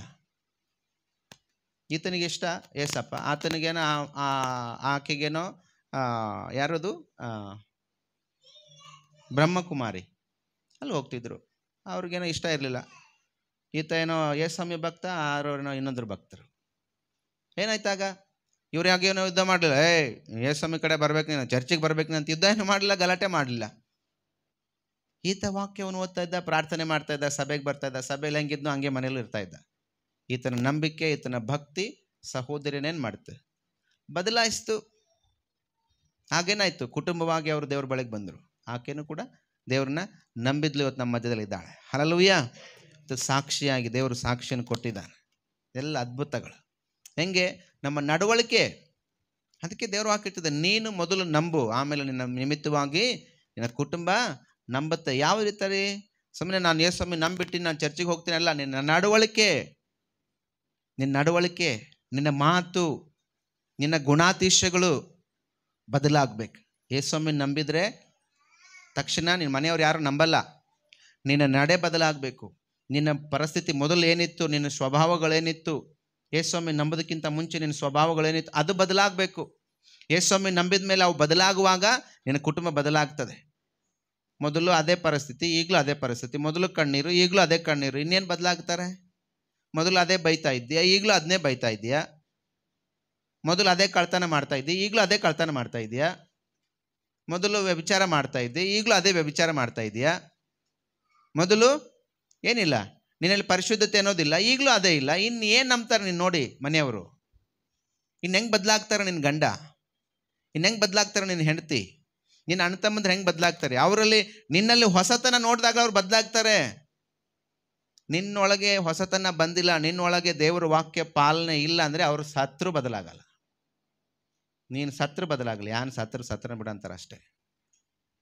ಇರ್ಬೇಕಿತ್ತಪ್ಪ ನಮ್ಮ ಅಣ್ಣ ಅನ್ಬೇಕು, ಇರ್ಬೇಕಿತ್ತು ನಮ್ಮ ಅತ್ತಿಗೆ, ಇರ್ಬೇಕಿತ್ತು ನನ್ನ ಹೆಂಡತಿ. ಹಾಗನ್ಬೇಕಂದ್ರೆ ನಾವು ವಾಕ್ಯದಂತೆ ಬದಲಾಗೋದನ್ನು ಕಲಿಬೇಕು. ನಾವು ಯೋಗ್ಯರಾಗಿ ನಡ್ಕೊಳ್ಬೇಕು. ವಾಕ್ಯನ ಪಾಲನೆ ಮಾಡ್ರಿ.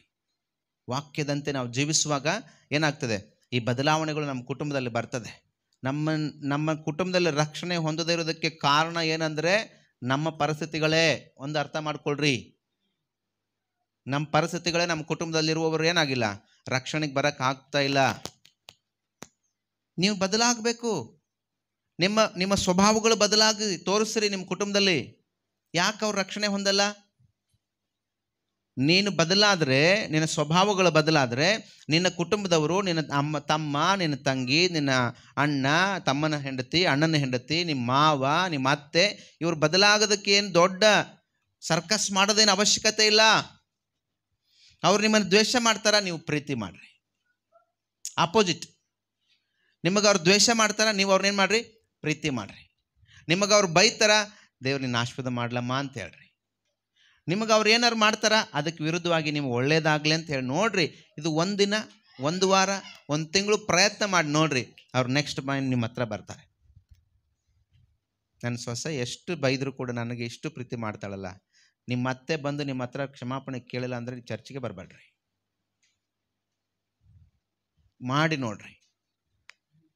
ನೀವು ಅಂದು ಅದನ್ನು ನೀವು ಪ್ರಾರ್ಥನೆಯೊಂದಿಗೆ ನೀವು ನಿಮ್ಮ ರೂಢಿನ ತಗೊಂಬರ್ರಿ ನಿಮ್ಮ ಮನೆಯಲ್ಲಿ. ಅವ್ರು ಬದಲಾಗಿಲ್ಲ ಅಂದ್ರೆ ನೀವು ಚರ್ಚಿಗೆ ಬರೋದು ಅವಶ್ಯಕತೆನೇ ಇಲ್ಲ. ಎಷ್ಟು ವರ್ಷ ಅಂತ ಇಷ್ಟೇ ಬರ್ತೀವಿ ನಾವು. ಎಷ್ಟು ವರ್ಷ ಅಂತ ಹಿಂಗೆ ನಾವು ಜೀವಿಸ್ಬೇಕು. ಬದಲಾಗಬೇಕು ನಮ್ಮ ಕುಟುಂಬದಲ್ಲಿ. ಅವ್ರು ಮತ್ತೆ ಇನ್ನು ಹೆಂಗೆ ರಕ್ಷಣೆ ಹೊಂತಾರೆ?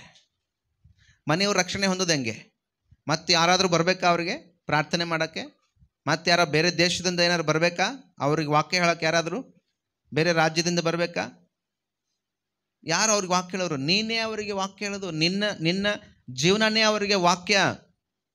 ನಿನ್ನ ಜೀವನನೇ, ನಿನ್ನ ಸ್ವಭಾವಗಳೇ, ನಿನ್ನ ಮಾತುಗಳೇ ಅವರಿಗೆ ವಾಕ್ಯ, ಶುಭವಾರ್ತೆ. ನಾವು ಹಾಗೆ ಜೀವಿಸುವಾಗ ನಮ್ಮ ಮನೆಯಲ್ಲಿ ಯಾರು ಕೂಡ ರಕ್ಷಣೆ ಹೊಂದದೇ ಇರೋದಕ್ಕೆ ಯಾರೂ ಇರೋದಿಲ್ಲ ರೀ. ಎಲ್ಲರೂ ರಕ್ಷಣೆ ಮಾರ್ಗಕ್ಕೆ ಬರ್ತಾರೆ. ಯಾಕೆ? ನಿನ್ನೊಳಗಿರುವಂಥ ದೇವರ ಸ್ವಭಾವಗಳನ್ನು ನೀವು ತೋರಿಸ್ತಾ ಇದ್ದೀರಿ ಅಲ್ವಾ? ನಿಮ್ಮೊಳಗಿರುವಂಥ ದೇವರ ಸ್ವಭಾವಗಳನ್ನು ನೀವು ತೋರಿಸುವಾಗ ಯಾರು ಕೂಡ ನಿಮಗೆ ವಿರೋಧವಾಗಿ ನಿಮ್ಮ ಮನೆಯಲ್ಲಿ ಜೀವನ ಮಾಡೋಕ್ಕೆ ಸಾಧ್ಯನೇ ಇಲ್ಲ. ಖಂಡಿತವಾಗ್ಲು ನೀವು ಮಾಡಿ ನೋಡ್ರಿ.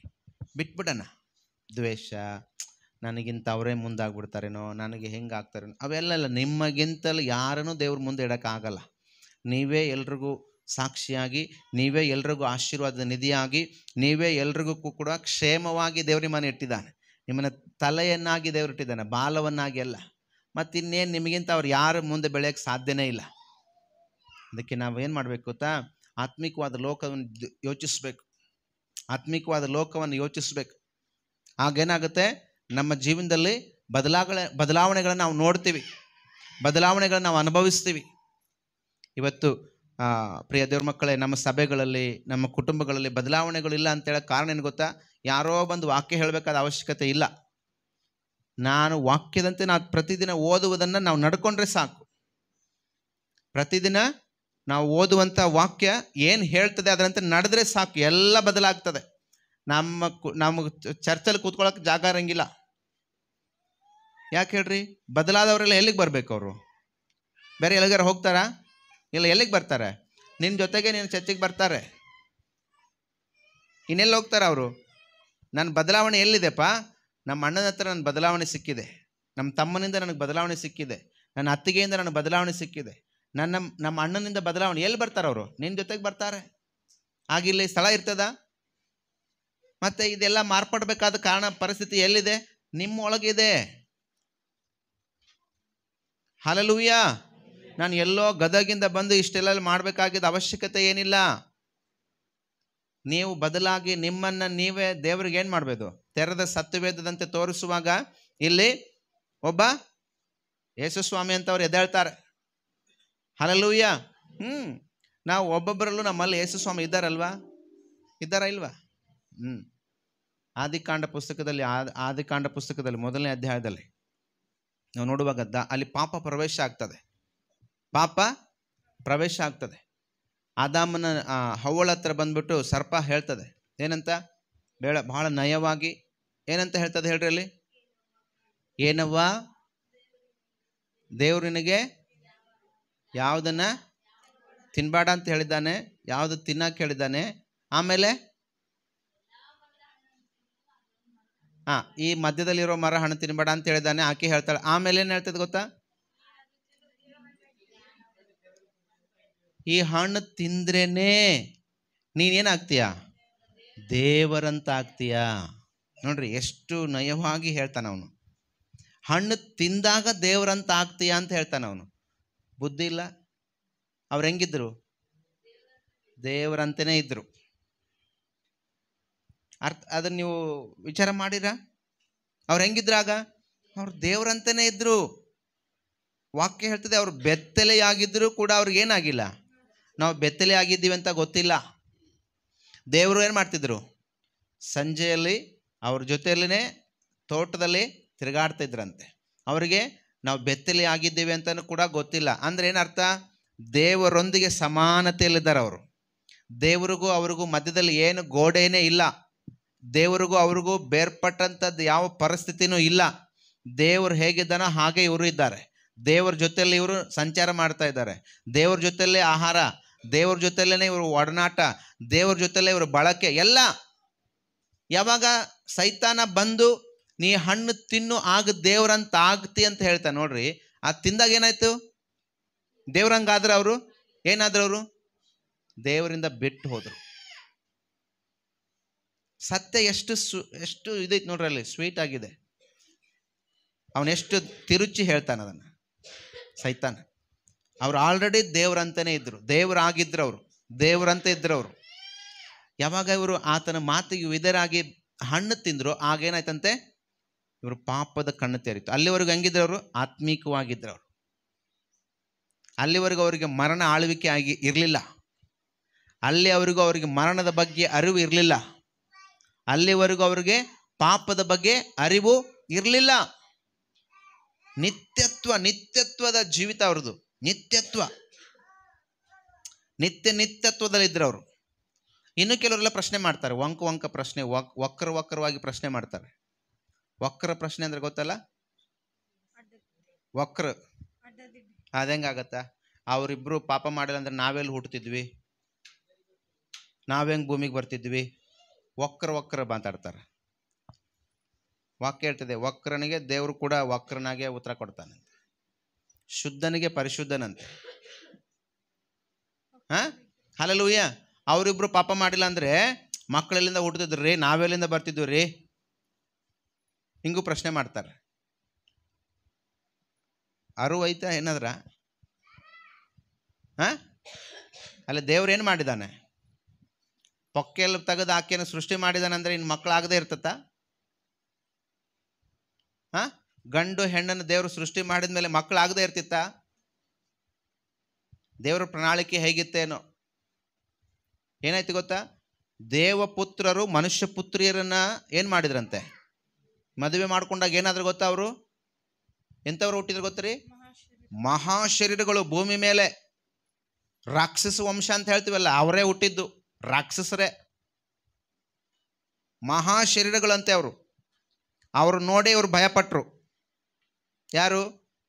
ಕಾನಾನ್ ದೇಶಕ್ಕೆ ಹೋಗಿ ನೋಡ್ಕೊಂಬರ್ರಪ್ಪ ಅಂತ ಕಾಲೇಬನ್ನು ಕಳಿಸಿದ್ರಲ್ಲ. ಅವ್ರು ನೋಡಿದ್ರೆ ನಾವು ಇರುವೆ ಥರ ಕಾಣ್ತೀವಪ್ಪ ಅವ್ರ ಮುಂದೆ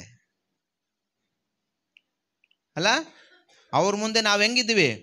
ಇರುವೆ ಥರ ಇದ್ದೀವಿ. ಸುಮ್ಮನೆ ಹಿಂಗೆ ಕಾಲು ಇಟ್ಟರೆ ಹೊಸಗಾಕ್ಬಿಟ್ರೆ ಸತ್ತೋಗ್ಬಿಡ್ತೀವಿ. ಅವ್ರ ಜೊತೆಗೆ ಹೋಗಿ ಯುದ್ಧ ಮಾಡಿ ಈ ಕಾನಾನ್ ದೇಶನ ಗೆದ್ಕೊಳಕ್ಕಾಗತ್ತಾ ನಮ್ಮಿಂದ? ಸಾಧ್ಯನೇ ಇಲ್ಲ. ಬನ್ರಪ್ಪ ಹೊರಗಡೆ ಹೋಗೋಣ ಮೊದಲು.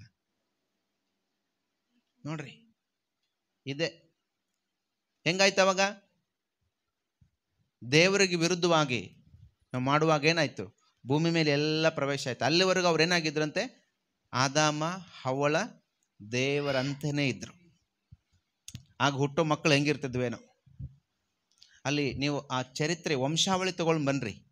ವಂಶಾವಳಿ ನೋಡ್ತಾ ಬರುವಾಗ ಎಷ್ಟು ಚೆನ್ನಾಗಿ ಹೇಳ್ತದೆ. ಆದಾಮ, ಅಬ್ರಹಾಮ ಇವನ ಮಗ, ಈಸಾಕನ ಮಗ, ಈತನ ಮಗ ಹಿಂಗೆ ಕೊನೆಗೆ ಬಂದಾಗ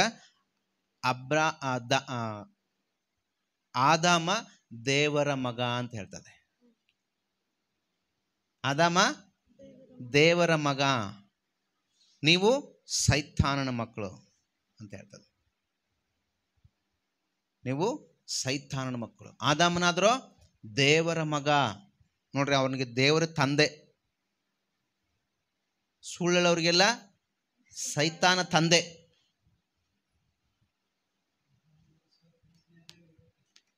ಪಾಪ ಮಾಡೋರಿಗೆಲ್ಲ ಸೈತಾನ ತಂದೆ. ಅನ್ಯಾಯ ಮಾಡೋರಿಗೆಲ್ಲ ಸೈತಾನ ತಂದೆ. ಆದಾಮನಿಗಾದರೂ ದೇವರು ತಂದೆ, ದೇವರ ಮಗ. ಎಷ್ಟು ಸತ್ಯ ಇದೆ.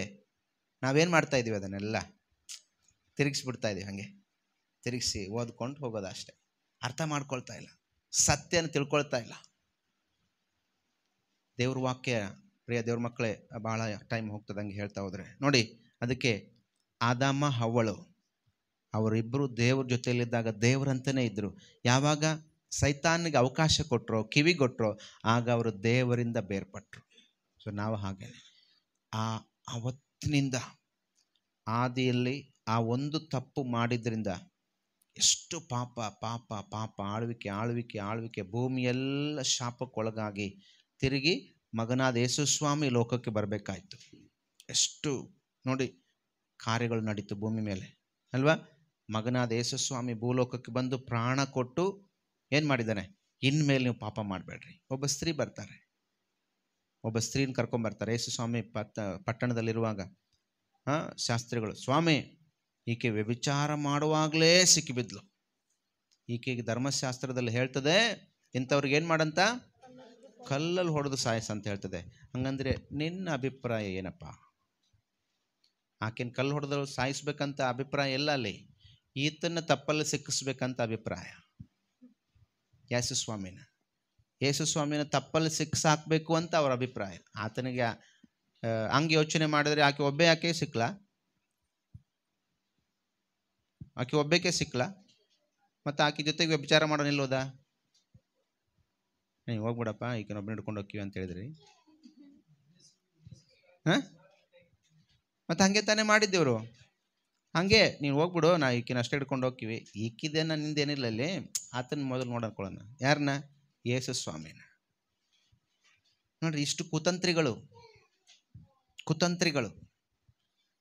ಅದಕ್ಕೆ ಅಲ್ಲಿ ಹೇಳ್ತಾರೆ, ಆ ಸ್ತ್ರೀಯನ್ನು ಕರ್ಕೊಂಬಂದಾಗ ಈಕೆಗೆ ವಿಚಾರ ಮಾಡುವಾಗಲೇ ಸಿಕ್ಬಿದ್ಲು. ಈಕೆಗೆ ಧರ್ಮಶಾಸ್ತ್ರ ಹೇಳ್ತದೆ ಕಲ್ಲಲ್ಲಿ ಹೊಡೆದು ಸಾಯಿಸ್ ಅಂತೇಳಿ, ನೀನೇನು ಹೇಳ್ತೀಯಾ ಅಂತ ಹೇಳುವಾಗ ಸ್ವಾಮಿ ಎಷ್ಟು ಸುಲಭವಾಗಿ ನೀಟಾಗಿ ಉತ್ತರ ಕೊಡ್ತಾರೆ. ನಾವಂದ್ರೆ ಏನಂತಿದ್ವಿ? ಹೌದಾ, ಹಂಗೆ ಹೇಳ್ತದ, ಹಾಕ್ಬಿಡ್ಲಿ ನಾನೊಂದು ಕಲ್ಲು ಹಾಕ್ತೀನಿ ಅಂತ ಹೇಳ್ಬಿಡ್ತಿದ್ರೆ ನಾವು ಅಲ್ಲ. ಹಾಕ್ಬಿಡ್ರಿ, ನಾನೊಂದು ಕಲ್ಲು ಹಾಕ್ತೀನಿ ಸೇರಿಸಿ ಹಾಕ್ಬಿಡ್ರಿ ಅಂತ ಹೇಳ್ಬಿಡ್ತಿದ್ವಿ ನಾವು. ಯೇಸು ಸ್ವಾಮಿ ಏನು ಹೇಳಿದ್ರಲ್ಲಿ? ಆಯ್ತಪ್ಪ, ಒಳ್ಳೇದು, ಧರ್ಮಶಾಸ್ತ್ರ ಹಂಗೆ ಹೇಳ್ತದಲ್ಲ, ನಾನು ಹಿಂಗೆ ಹೇಳ್ತೀನಿ ಕೇಳ್ರಿ. ಏನಂತ? ಪಾಪ ಮಾಡಿದವರು ಏನಂತ ಹೇಳ್ದೆ ಅಲ್ಲಿ? ಇವಳು ಪಾಪ ಮಾಡುವಾಗಲೇ ಸಿಕ್ಬಿದ್ದಾಳೆ. ಅದಕ್ಕೆ ಧರ್ಮಶಾಸ್ತ್ರ ಏನು ಹೇಳ್ತದೆ? ಕಲ್ಲು ಹೊಡೆದು ಸಾಯಿಸು ಅಂತ ಹೇಳ್ತದೆ. ಯಾರು ಸಾಯಿಸ್ಬೇಕಾದವರು? ನೀನು ಬದನೆಕಾಯಿ ತಿಂತಾ ಇದೆಯಾ, ಅವನಿಗೆ ಬದನೆಕಾಯಿ ತಿನ್ಬೇಡ ಅಂತ ಹೇಳಿದ್ರೆ ಹೆಂಗಾಗುತ್ತೆ ಅಲ್ವಾ? ನೀನು ಬದನೆಕಾಯಿ ತಿನ್ನೋದು ಬಿಡು, ಅವನಿಗೆ ಬದನೆಕಾಯಿ ತಿನ್ಬೇಡಪ್ಪ ಅಂದ್ರೆ ಅವ್ನು ಕೇಳ್ತಾನೆ. ನೀನೇ ಪಾಪದಲ್ಲಿದ್ದೀಯಾ, ಇವರು ಪಾಪ ಮಾಡುವಾಗಲೇ ಸಿಕ್ಕಿಬಿದ್ಲು, ಅದಕ್ಕೆ ಧರ್ಮಶಾಸ್ತ್ರ ಹೇಳ್ತದೆ ಏಕೆಂದ್ರೆ ಕಲ್ಲು ಹೊಡೆದು ಸಾಯಿಸ್ ಅಂತೇಳಿ. ನೀನು ಪಾಪ ಮಾಡಲಿಲ್ವಾ? ಹಂಗಂದ್ರೆ ಯಾರು ಪಾಪ ಮಾಡಲಿಲ್ವೋ ಅವ್ರೇನು ಮಾಡ್ರಿ, ಮೊದಲು ಆ ಪಾಪಿ ಮೇಲೆ ಕಲ್ಲು ಹಾಕ್ರಿ ಅಂತ ಹೇಳ್ದ. ಯಾವಾಗ ಏನಾಯ್ತು? ಯಾಕೆ ಬೇಕಾಗಿತ್ತಪ್ಪ? ಎಲ್ಲರೂ ನೋಡ್ರಿ, ಅಲ್ಲಿ ಎಷ್ಟು ಭಾಳ ಚೆನ್ನಾಗಿ ವಾಕ್ಯ ಹೇಳ್ತಿದೆ.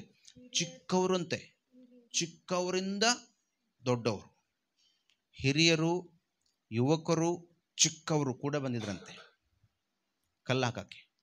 ಆದರೆ ಯಾರು ಕೂಡ ಕಲ್ಲು ಹಾಕಕ್ಕೆ ಯೋಗ್ಯರಾಗಿ ಅಲ್ಲಿ ಇರಲಿಲ್ಲ. ಎಲ್ಲರೂ ಅಯೋಗ್ಯರಾಗಿದ್ದರು, ಕಲ್ಲನ್ನು ಬಿಸಾಕಿ ಹೋದರು. ಯೋಗ್ಯನಾದ ಒಬ್ಬ ವ್ಯಕ್ತಿ ಇದ್ದ, ಗೊತ್ತಾ ನಿಮಗಲ್ಲಿ? ಏನು ಮಾಡ್ದಾತ? ಕಲ್ಲು ಹೊಡೆದ್ನ. ಆತ ಯೋಗ್ಯನಾಗಿದ್ದ, ಆತನಲ್ಲಿ ಪಾಪ ಇರಲಿಲ್ಲ, ಆತ ಹೊಡಿಬೋದಿತ್ತು. ಆದರೂ ಆತ ಏನು ಮಾಡ್ದ? ಪ್ರೀತಿ ಮಾಡ್ದ. ಅದಕ್ಕೆ ರೋಮ 5:8 ಹೇಳ್ತದೆ, ನಾವು ಪಾಪಿಗಳಾಗಿದ್ದಾಗಲೂ ನಮ್ಮನ್ನ ಆತನ ಪ್ರೀತಿಸಿದ್ದಾನೆ. ಈ ಮಾತುಗಳು ಎಷ್ಟೊತ್ತು ಹೇಳ್ತಾ ಇದ್ರೂ ಸಾಕಾಗಲ್ರಿ. ಹಲ್ಲೆಲೂಯಾ ಅಲ್ವಾ? ನಾವು ಪಾಪಿಗಳಾಗಿದ್ದಾಗಲೂ, ಒಳ್ಳೆಯವನಿಗೇನು ಪ್ರಾಣ ಕೊಡೋದು ಬೇಕಾದಷ್ಟು ಜನ ಇದ್ದಾರೆ, ಸ್ನೇಹಿತನಿಗೋಸ್ಕರ ಪ್ರಾಣ ಕೊಡೋರು ಬಹಳ ಜನ ಇದ್ದಾರೆ.